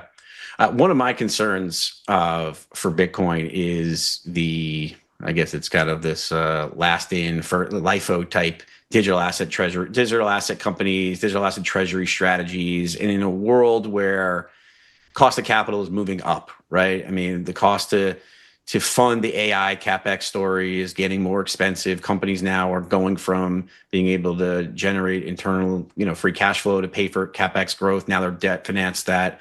Global deficit spending is going up. Military spending is going up everywhere, right? We're seeing deficit increases in Europe and China and Japan, obviously in the US as well. And so my view is cost of capital is going up, and many of these companies have come in with levered products, levered strategies to try to, turn fiat into crypto or fiat into Bitcoin at cost of capital that's been reasonable to allow that in a world where they have to roll over whatever paper they have at a higher cost of capital. There's going to be Bitcoin selling, and I think that's the environment that you get your spending of time below this realized price. I didn't even realize that this was a thing. It makes total sense to me. The fact we haven't traded one day below 55,000, yeah, it kind of, it's a bit shocking actually in light of that. So I'm concerned about that. How has been the reception to this digital asset treasury company strategy from let's say longer term crypto guys, and do people fear that there's going to be some forced selling coming from that segment as global cost of capital moves back higher? I would say definitely, yeah, and that's one of the things I think maybe the average trader doesn't quite realize this, but like a lot of these guys are operating within very strict risk management regimes, and this is probably something you can speak to far better than I could. But a lot of like the memes around crypto and a lot of like the general sentiment, are based on things like, oh, just hodl, oh, diamond hands, bro, like just hold your Bitcoin because it'll eventually be trading at Sailor's price of 1 million or whatever it is. But like, we have an unprecedented level of institutional involvement this cycle compared to last cycle. I mean, it's the story of this cycle is the introduction of ETFs and the institution of and the introduction of DATs, right? And a lot of those guys, there's no such thing as hodling. There's no such thing as diamond handing. A lot of these guys, they get a tap on the shoulder from their risk management department or whoever it is, and they say, well, no, you need to offload this risky asset off your books because we're hitting a threshold that we need to, we need to fix. Basically, or there's an issue here we need to solve. So in a lot of those cases, yeah, I mean, I think there are levels here where we're going to see mass selling, and again, this ties in with what I mentioned earlier, this like mass capitulation level. I just don't think we're anywhere close to it. I know a lot of guys who have already started DCAing into Bitcoin here, and I'm not trying to sound like this is more like caution speaking rather than bearishness. And one of the things like I always try and stress to my guys is like, strong opinions loosely held. Like I have levels in play that if we start trading above, like if we kind of start putting in this kind of price action, start trading up here, I'll revive. Absolutely. I'll happily say, hey, oh, I was wrong. New market information. I'm going to change my bias, right? I'm not precious about my opinions. I hold them now based on the information the market is giving me. But otherwise, I'm just looking for lower prices into the remainder of the year. I just don't think that we have the right macro environment in order to hit these kind of new all-time high or like a run on 100K again or whatever the bulls are talking about. Yeah, I mean, I think the path higher is through, right? I mean, I think we're going to need to go through this liquidation. We're going to need to see the economy struggle that brings in the Fed, the interest rate cuts again, that brings in the deficit spending. Let's say the concern about the midterms, the administration maybe trying to figure out a way to get more stimulus into people's pockets again. We're going to need to see that combo, I think, in order to get the asset class humming again. One of the surprises for me has been, and I mentioned earlier in the first hour, just what does the president want as a thesis? When you're trading, kind of being on the same side as the Trump train has been useful, right? He wants stocks up, he wants bonds yields lower, he wants oil lower, he would like the dollar lower, and he would like Bitcoin and crypto higher. I'm surprised. Are you surprised that we are trading above from a Bitcoin level, let's say July of 2024 when he spoke in Nashville at the Bitcoin conference and kind of came out as this crypto bull? But are you surprised that his support and the administration's support for crypto hasn't translated into more flows, or are we still waiting for legislation, Clarity Act, all this stuff to kind of really come through?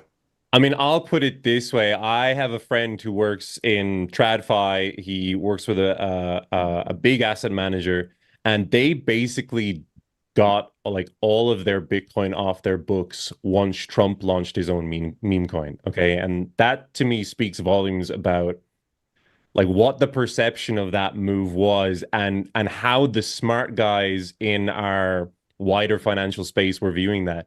I think we've all seen the figures that are floating around now, like the Trump family have made, however many $billion since entering office. And I think like a lot of that has been through crypto. There's been quite a lot of extraction, not just from them, but also from, we had like this celebrity onboarding meta. I'm not even sure you're aware of that, but it was just like getting celebrities from random Insta influencers and TikTok girls to like Kanye West. It was really like it was like a who's who of just, I don't know, people coming into the space and being like, how much money can I make on this silly thing that a bunch of nerds are trading, and then just leaving it. And in many cases, I imagine it wasn't even them. It was just like hey man, can we use your Twitter account to send off some tweets, and we'll pay you, we'll pay you like $1 million. So I mean, there's a lot of, I would guess, I would say like there's a lot of bad faith in the market now, or a lot of like sentiment, negative sentiment regarding the powers that be, right? And again, like you hit the nail on the head there. Like, we had this, what was it, the Trump pump.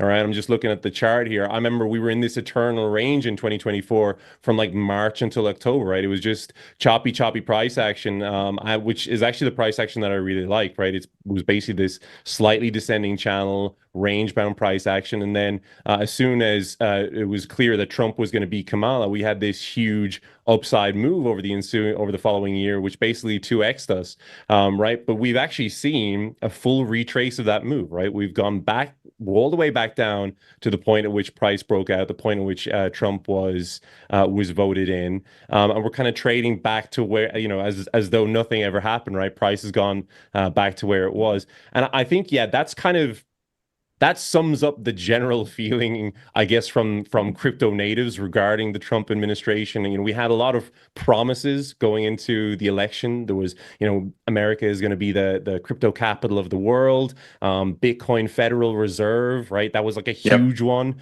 There was going to be I guess, regulations and laws that were going to be incredibly favorable to crypto investors, crypto holders, crypto traders.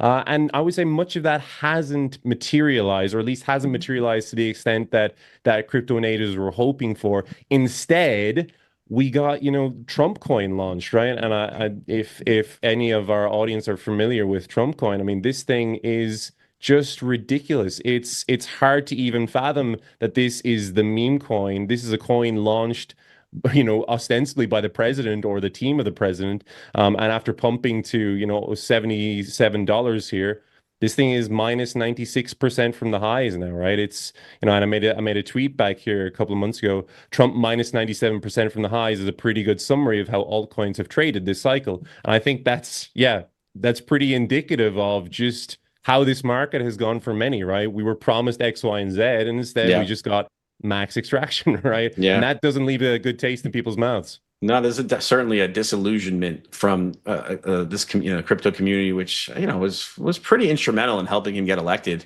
From a fundraising point of view and an enthusiasm point of view, and the demographic shift to those types of voters. And really what I see in this chart is, unfortunately, is the correlation here between the Trump coin and Trump's polling data looks pretty good, right? I mean, so as you're seeing, his polling data is moving down and to the right, and so it will be interesting to see, can he turn things around before the midterms? Can the Democrats can he push back the Democrats from controlling the Senate? And because that's obviously a major implication for the crypto community and crypto as an asset class. If Democrats take back control of the Senate, there's going to be some reasonably negative momentum kind of reestablishing itself here, unfortunately, and let's hope that doesn't happen. But hey, man, this has been a great combo. I really appreciate your perspective here. I think there's certainly a role for crypto and Bitcoin, and kind of in the traditional sense, and hopefully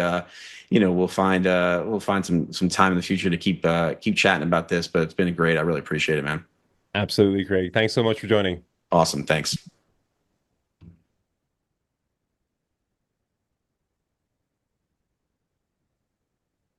All right, guys, I am taking over from Craig. And for the next 30 minutes, the way I'm going to structure this is I would like you guys to send some tickers through in the YouTube chat. I'll pick up a few chart requests, just whatever you think you want me to look at. If you think there are any tickers that I would be interested in looking at, or if you want my take on any tickers, please post them in the chat. And as we're waiting for those to come in, I'm just going to talk you through my Bitcoin chart. And me and Craig already kind of talked about my high time frame outlook on BTC. So we're going to cover more the medium time frame, low time frame stuff here. This is my H4 chart. For some of you higher time frame swing traders, that's going to be a low time frame chart. For some of you lower time frame scalpers, that's going to be a higher time frame chart. So we're going to run through this. I'll talk you through my thoughts, and as I see some tickers coming through, we will, yeah, chart requests, exactly, chart requests for Follis. As I see some tickers come through, I will mark up any that I find interesting. Arrow is a good one. Yeah, I saw that thing recently, but yeah, if you have any, please let me know. So yeah, just talking through Bitcoin here, as many of you know, anyone in my community will know that I am a range trading maxi. I love trading ranges. I love trading channels. When myself and Craig were looking at Bitcoin here on the high time frame, we were looking back at this range that we were in 2024. I was thinking about it fondly, actually, because I traded it quite well. As many of you know, the golden rule when it comes to range-bound trading. Right, if I could just draw a range here. The golden rule is very simple. You are looking for reasons to get bearish at the highs, and you are looking for reasons to get bullish at the lows. And in the middle, you don't do a lot. You just sit on your hands and wait for price to trade at the extremes, and then look to get position at the extremes. The trades that you don't want to bank on are the breakouts or the fake outs. They do happen eventually, but that is less common than mean reversion. Fake out, mean reversion. Usually when you're in a range, you play for the fake out and the mean reversion rather than playing for breakout and continuation. So with that in mind, let's look at BTC. BTC to me is in a very, very clean ascending channel. Ascending channels, descending channels, ranges, they're all basically looking at the same thing, right? It's just, it's what other people would call choppy price action, right? You're looking at an upper limit, you're looking at a lower limit, and you're just trading price inside those, between those two limits, right? Looking at BTC here, this is a very clean ascending channel. We have had several taps of the channel high now. We have had several taps of the channel low, and price is currently rejecting. We came pretty close to a channel high tap, about 1% away, and now pulling back. We have taken some key buy-side liquidity levels. We are now coming back and retesting mid-channel, and this has actually been a level that has been tested a few times before and has provided both support and resistance. So, a lot of the times, and I'm the first person to say, I do not like trading trend lines. I think they're extremely discretionary. I think you can adjust them to fit your bias too much for them to be extremely high probability or useful tools when trading price action. However, I think with channels, it's a little bit different, especially when you see that the channel is being respected. It's just, think of it like a wonky range, right? To use a technical term, right? Ranges are proven to me, at least, time and time again, to be very high probability structures to trade within, and channels are very, very similar to ranges. The rules are the same. It's just price is either appreciating or depreciating within the confines of the channel. So with that in mind, what's the bias on BTC here? What's the bias on BTC here? What is the read? To be honest, I think it's impossible to be bullish here. I'm gonna call it like it is. I think we're trading at mid-channel, yes, but we've just seen a pretty sizable rejection from channel high here. I would say that for me, the plays here are either to look for, if we get a bounce here, to look for a short, followed by a rotation lower, or if we run the high here, to look for some kind of rejection on channel high, retest, followed by lower again. There are some very nice downside targets here. We have equal lows and a breaker block. That's just a type of supply or demand area that has been flipped here back inside the value area. For those who maybe are wondering what this red rectangle on my chart is, this is just the value area. It's basically this volume profile is a visual indicator of how much volume has been traded in this range.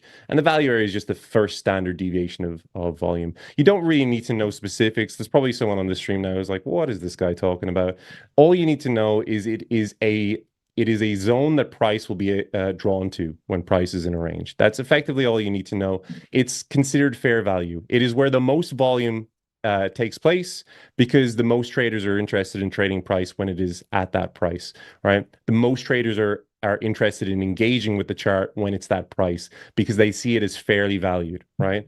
Likewise, when price is trading above the value area, it's seen as expensive. Therefore, buyers are less willing to get engaged and sellers are more willing to engage. Likewise, when price is trading below the value area, it's seen as cheap. Therefore, fewer and fewer sellers are going to be willing to trade it, and more buyers are going to see it as, this is at a discount. I want to get involved, right? So with that in mind, yeah, I mean, my outlook for BTC going into the new week is quite simple. If we get some kind of reversal here, we obviously the futures market has just opened and price took a little dump here on futures market open, but we're kind of holding this level now. I don't read too much into the initial like 12 to 24 hours after futures market open on a Monday. I usually wait for a Monday high and Monday low to be established. And I think that Tuesdays and Wednesdays are far better for determining your bias for the remainder of the week. And you might think, well, Wednesday is way too late for determining bias. But actually, like, if you can determine your bias on a Wednesday, you still have like 5 days of trading left. I know a lot of guys don't like trading weekends. I am not one such trader. Mondays, in my opinion, are the worst days to trade because you're dealing with the fallout of market opening after the weekend. There's quite a lot of uncertainty, especially when the US market opens. There's usually some geopolitical uncertainty, or there's some kind of news that comes out over the weekend that hasn't been resolved in the markets yet, in the US markets yet. So I usually wait for Monday high and low to be established. That can give you some pretty good targets to play from. Tuesday is a much better day for determining your bias for the rest of the week. So with that in mind, I'm not too interested in jumping into any trades here on the Monday, especially with the news that we've had over the weekend. The Gulf of Hormuz has been closed again. It's hard to keep up with how often it opens and closes, but I think I heard that Iran have closed it again. So with that news in the pipeline, well, want to see New York open on Monday, which is happening in, what is it, like 14 hours from now? Want to see how the markets digest that news first, and then maybe we can look to position Monday evening, or probably more likely on Tuesday, right? What are the positions that I'll be looking for taking? Well, my bias here, even though we are trading at mid-channel, just because we're kind of trading at range highs here, we're trading above the value area. Like I said, this is where, in theory, if you're a range-bound trader, this is where you view the asset as more expensive. It's not cheap, it's expensive. And for that reason, shorts are favored, right? So with that in mind, I am probably going to be looking for shorts. As I said, either if we push higher, sweep this high into channel high retest, or just give a little bounce, retest this inefficiency and come lower. The big level to overcome here, if you are bearish, is of course mid-channel, but I think if we break below that, then it's pretty clear the path down to the 70Ks and lower is pretty clear. In some instances, you're even looking for, price discovery to the downside, which is what we saw back here between November and early January. We saw this big spike above the range, and I remember everyone getting extremely excited. The bull market is back. We're going to send higher, and inevitably what happened is we sent lower. Very similar price action here. It's hard to ignore the similarities, and I actually have a chart that shows this.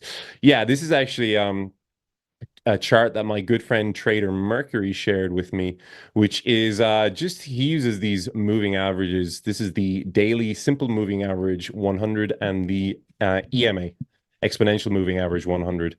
They're effectively just it's a combination of moving averages that can give you a good idea as to what the prevalent trend is. And I say that with a pinch of salt because it should be very obvious to anyone with two eyes and a brain what the prevalent trend has been since October, right? Everyone can see that this is a downtrend, right? You do not need an indicator to tell you that information.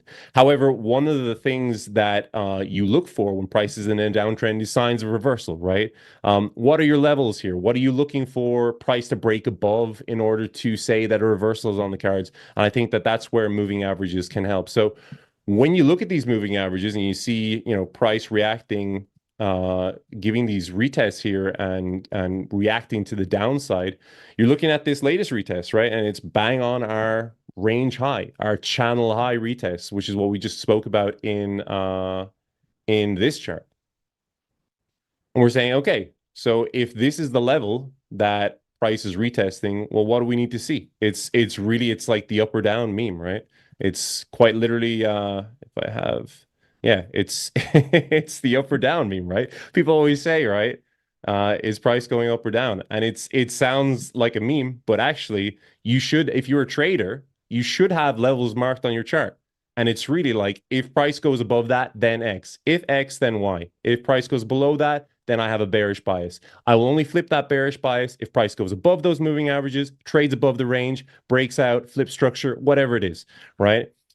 People like to goof on guys on social media for saying, well, you know, I'm bearish if we reject here, but if we can accept above the level, then I flip bullish. But actually, that kind of ability to flip flop is good. It's healthy as a trader to say, well, my bias is this at the moment, but if this happens, then I will change it, right? As I said to Craig earlier in the discussion, strong opinions loosely held, right? So with that in mind, this is kind of a key level for BTC here. We are trading into these moving averages. We are trading at this channel high resistance, at this range high resistance, right? And price is rejecting here. Now, I think that a lot of that rejection has to do with the news that came out over the weekend. As I said, Iran seems to have rejected the US's petition to open the strait, and it looks like that situation is escalating. So with that in mind, what's the play here? The play here for me, as I said, is to wait until the Monday range is established and then look to position to the short side. I will flip that bias. I will stop looking for shorts entirely if we can break out of this range cleanly and start putting in price above 80K. That would be my signal that maybe a higher time frame reversal is in play and I should step out of the shorts. Right. Okay, that is Bitcoin for the moment. That's my kind of like medium time frame plan. That's my H4 range, H4 channel. I do very well trading ranges, and this is kind of how I'm looking at things. You know, once price starts trending again, I'll be lost, and that's totally fine. I know what my strengths are, and I know what my weaknesses are. And one of my strengths is ranges. One of my weaknesses is for sure trends. So jumping back into the chat, I want to see some chart requests. Okay, we have Arrow. I can do, yeah, exactly. TOC is the most traded price. That is correct. If you aren't a range maxi, become one. That is true. Yeah. What is the purpose of what? 4K. You said, what is the purpose of ranges?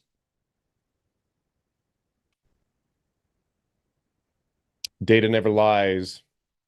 First target for BTC is 74K from here. Hype. Yeah, we can look at hype. I'll do Arrow first. Arrow is an interesting one. I also want to look at, I'm sure you guys saw, but we had a massive dump on Rave. And I just want to quickly touch on this because this is something that I said on one of my streams last week. One of the guys was saying, what's the plan for Rave? How do we trade Rave? What is your opinion when it comes to these crime coins, these cabal coins?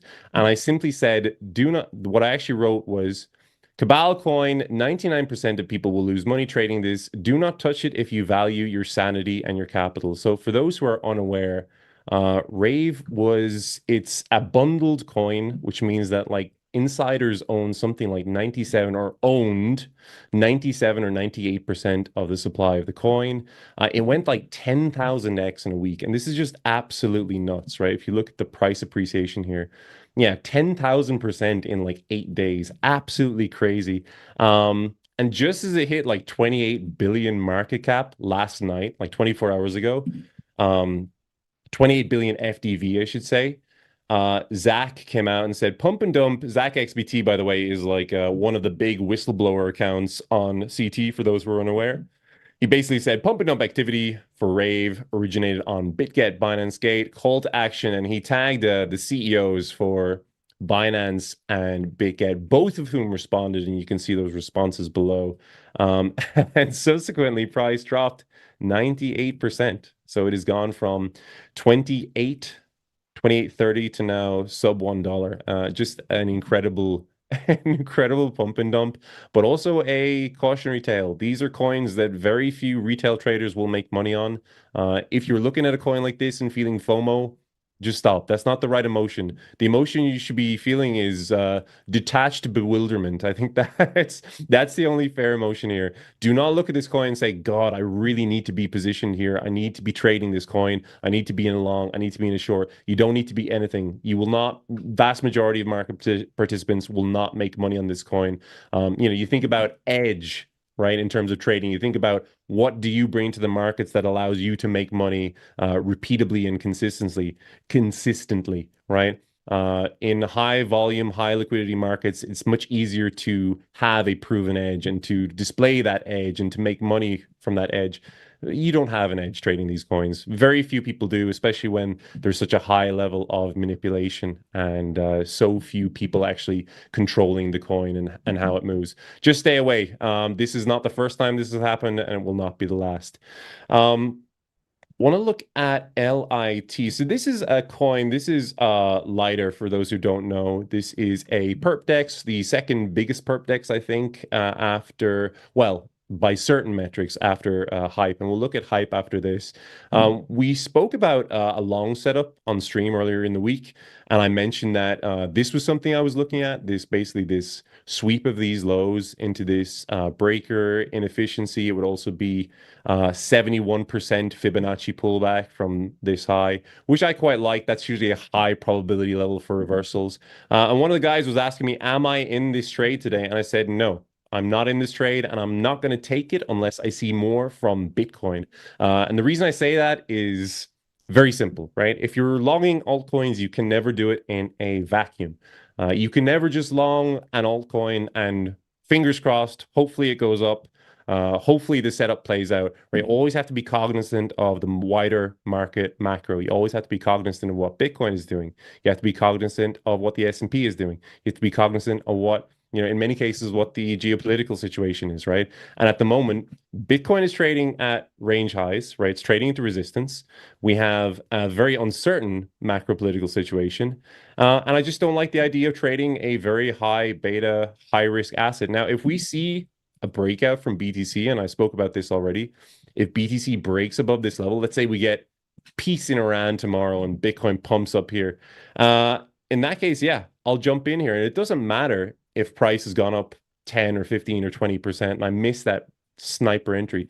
Because at that point, I'm trading with confirmation. So I have more conviction, I can add more size, and then I have probably even a tighter invalidation. Because if you imagine a situation where this is the low and price pumps up here, and now you're longing here and you can just put your invalidation at this low, and then at least you have a little bit more of a concrete idea as to what the setup looks like, what the structure is, what your invalidation is. It's a little bit easier to play.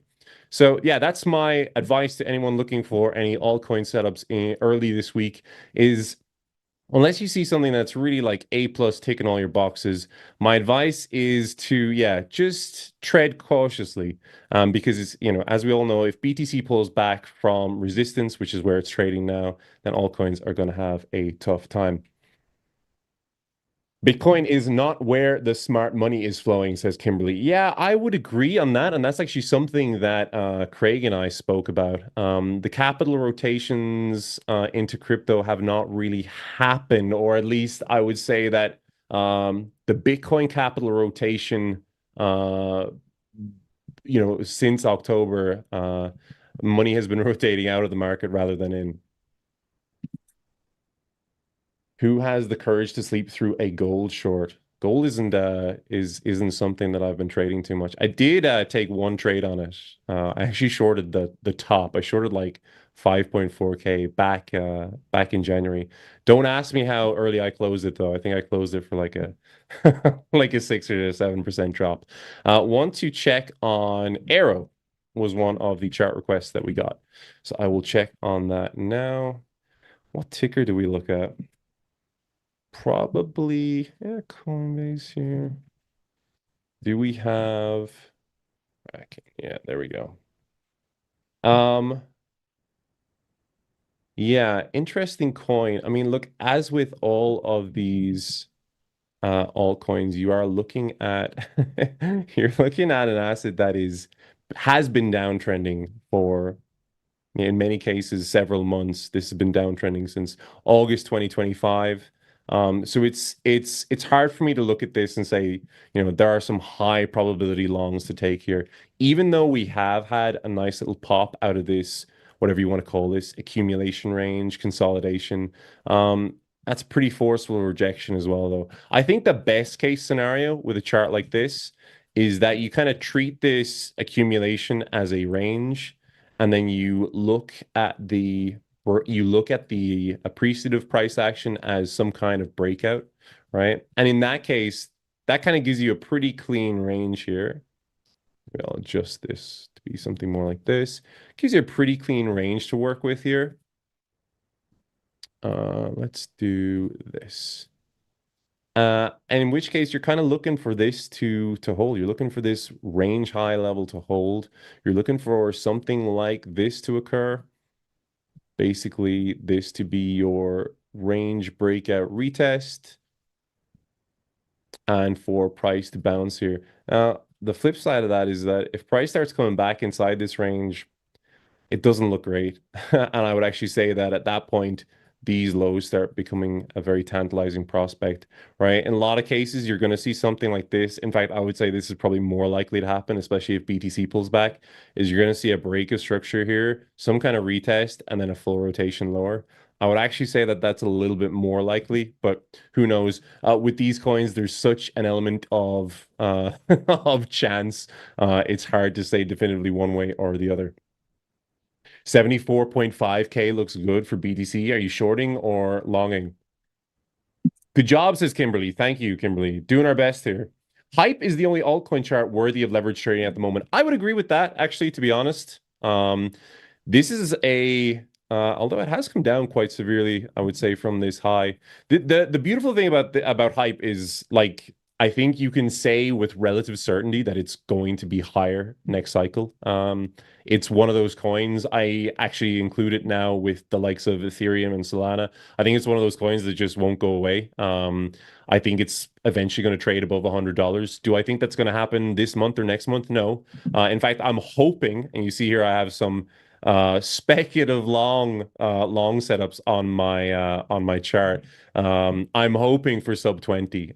Don't necessarily think we get it. In fact, when I set these long orders was back when price was downtrending in December, and it really, really looked like we were going to run this 10th of October low here. And I was very optimistic. I remember saying on stream, like, oh, we're definitely going to get our level. But in fact, we got front run by how much? By, I guess about 20%, 18%, something like that. And price just left without us, leaving me very sad and very sidelined. But that's okay. I mean, to be honest, my read on the market at the moment isn't one where I'm chasing these alt positions and saying, oh man, I really need to get into position here. I really need to catch these lever long moves. I'm playing a little bit more capital preservation mode, safety mode, risk off mode, especially when it comes to altcoins. There's probably some trades to take here, just looking at it from a bullish price action point of view, like higher highs, higher lows. You can probably look for something here with the expectation that it's going to put in a new high at some point, run these highs.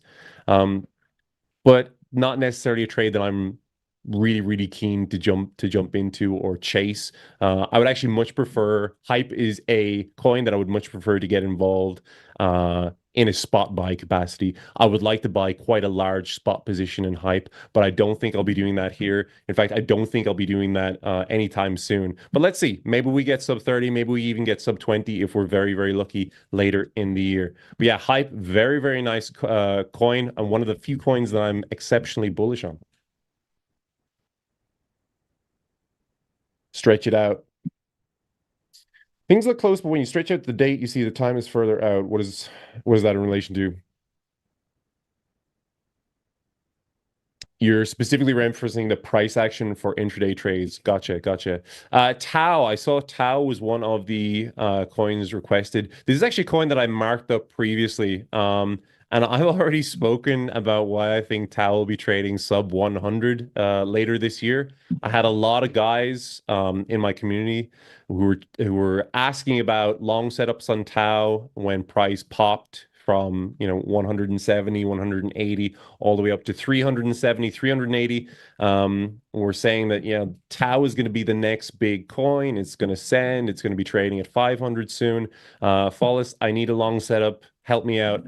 I said, patience, man. I really don't think that this chart looks fantastic, right? We're putting in a series of lower highs at the highs here. These lows, it's just a level that's getting retested again and again. It really looks like, how many times can a support level hold before it's no longer support? That's why I wrote here, support getting tested for the 10th time. It really looks, I feel like I've seen this chart or variations of this chart 100 times before. This is not a chart you want to be longing personally, or even buying spot, notwithstanding the fact that I think a lot of people are bullish on Tau for fundamental reasons. But from a technical point of view, we're already almost back at this support level. And I think, at a certain point, this is just going to fall through and we're going to be testing the 100 level once more. Coming close to the end of the show, do we have time for one more chart? I think we do. Let me just quickly cycle through the charts that I've been looking at, see if we can find one that is particularly interesting. Pump, not 200. Oh, here's a good one. This is VVV. Now, I don't know anything about this coin, so don't ask me. This is just a chart request that someone from my community asked me to mark up. And this is one that we kind of nailed, actually. Well, I was looking at this coin back in early April, and I just said it looked to me like pretty textbook accumulative PA. Accumulative PA, for those who don't know, is price action that suggests that higher prices are incoming. Even though we are consolidating, it's likely that higher prices are incoming. Usually you'll get this grinding price action, equal highs, higher lows, sells getting absorbed, which just means that every low gets bought back up. And that's really what it looked like here. If you see, we had series of higher lows here, grinding against resistance. We had some good targets to the upside. And sure enough, if I play this on, you'll see that we actually got the little pop. We got the price appreciation. And I think VVV is now trading much higher. I think we're up into, the nines here, or 9.5, something like that.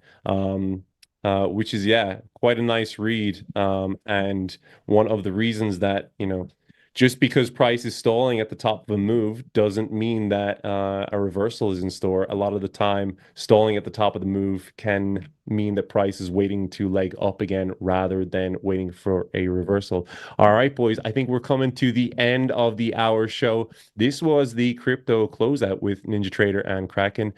Thank you very much for joining for the hour that was in it. I was speaking with Craig earlier. That was a lot of fun. He is an absolute brain, so it's always nice to chat to him and get his opinion on TradFi markets and how they relate to crypto. But yeah, I mean, crypto's in a really interesting spot right now. Obviously, it's a higher beta asset than a lot of TradFi markets, so affected quite a lot more by news volatility, headline volatility. So, the closing message here for you guys is just to try not to be a predictive trader. I know there's a lot of guys getting frustrated that they can't predict price at the moment. But that's not your job. As a crypto trader, your job is to react to what price is doing, and take trades that way, right? Don't try and say, I know what price is going to do, or I'm going to predict what price is going to do. Wait for price to do the thing and then react based on the information that the market is giving you. All right, boys, that's it. I've been Follis. Thank you very much for joining me for the hour, and I will see you on the next one. Peace out. Bye-bye.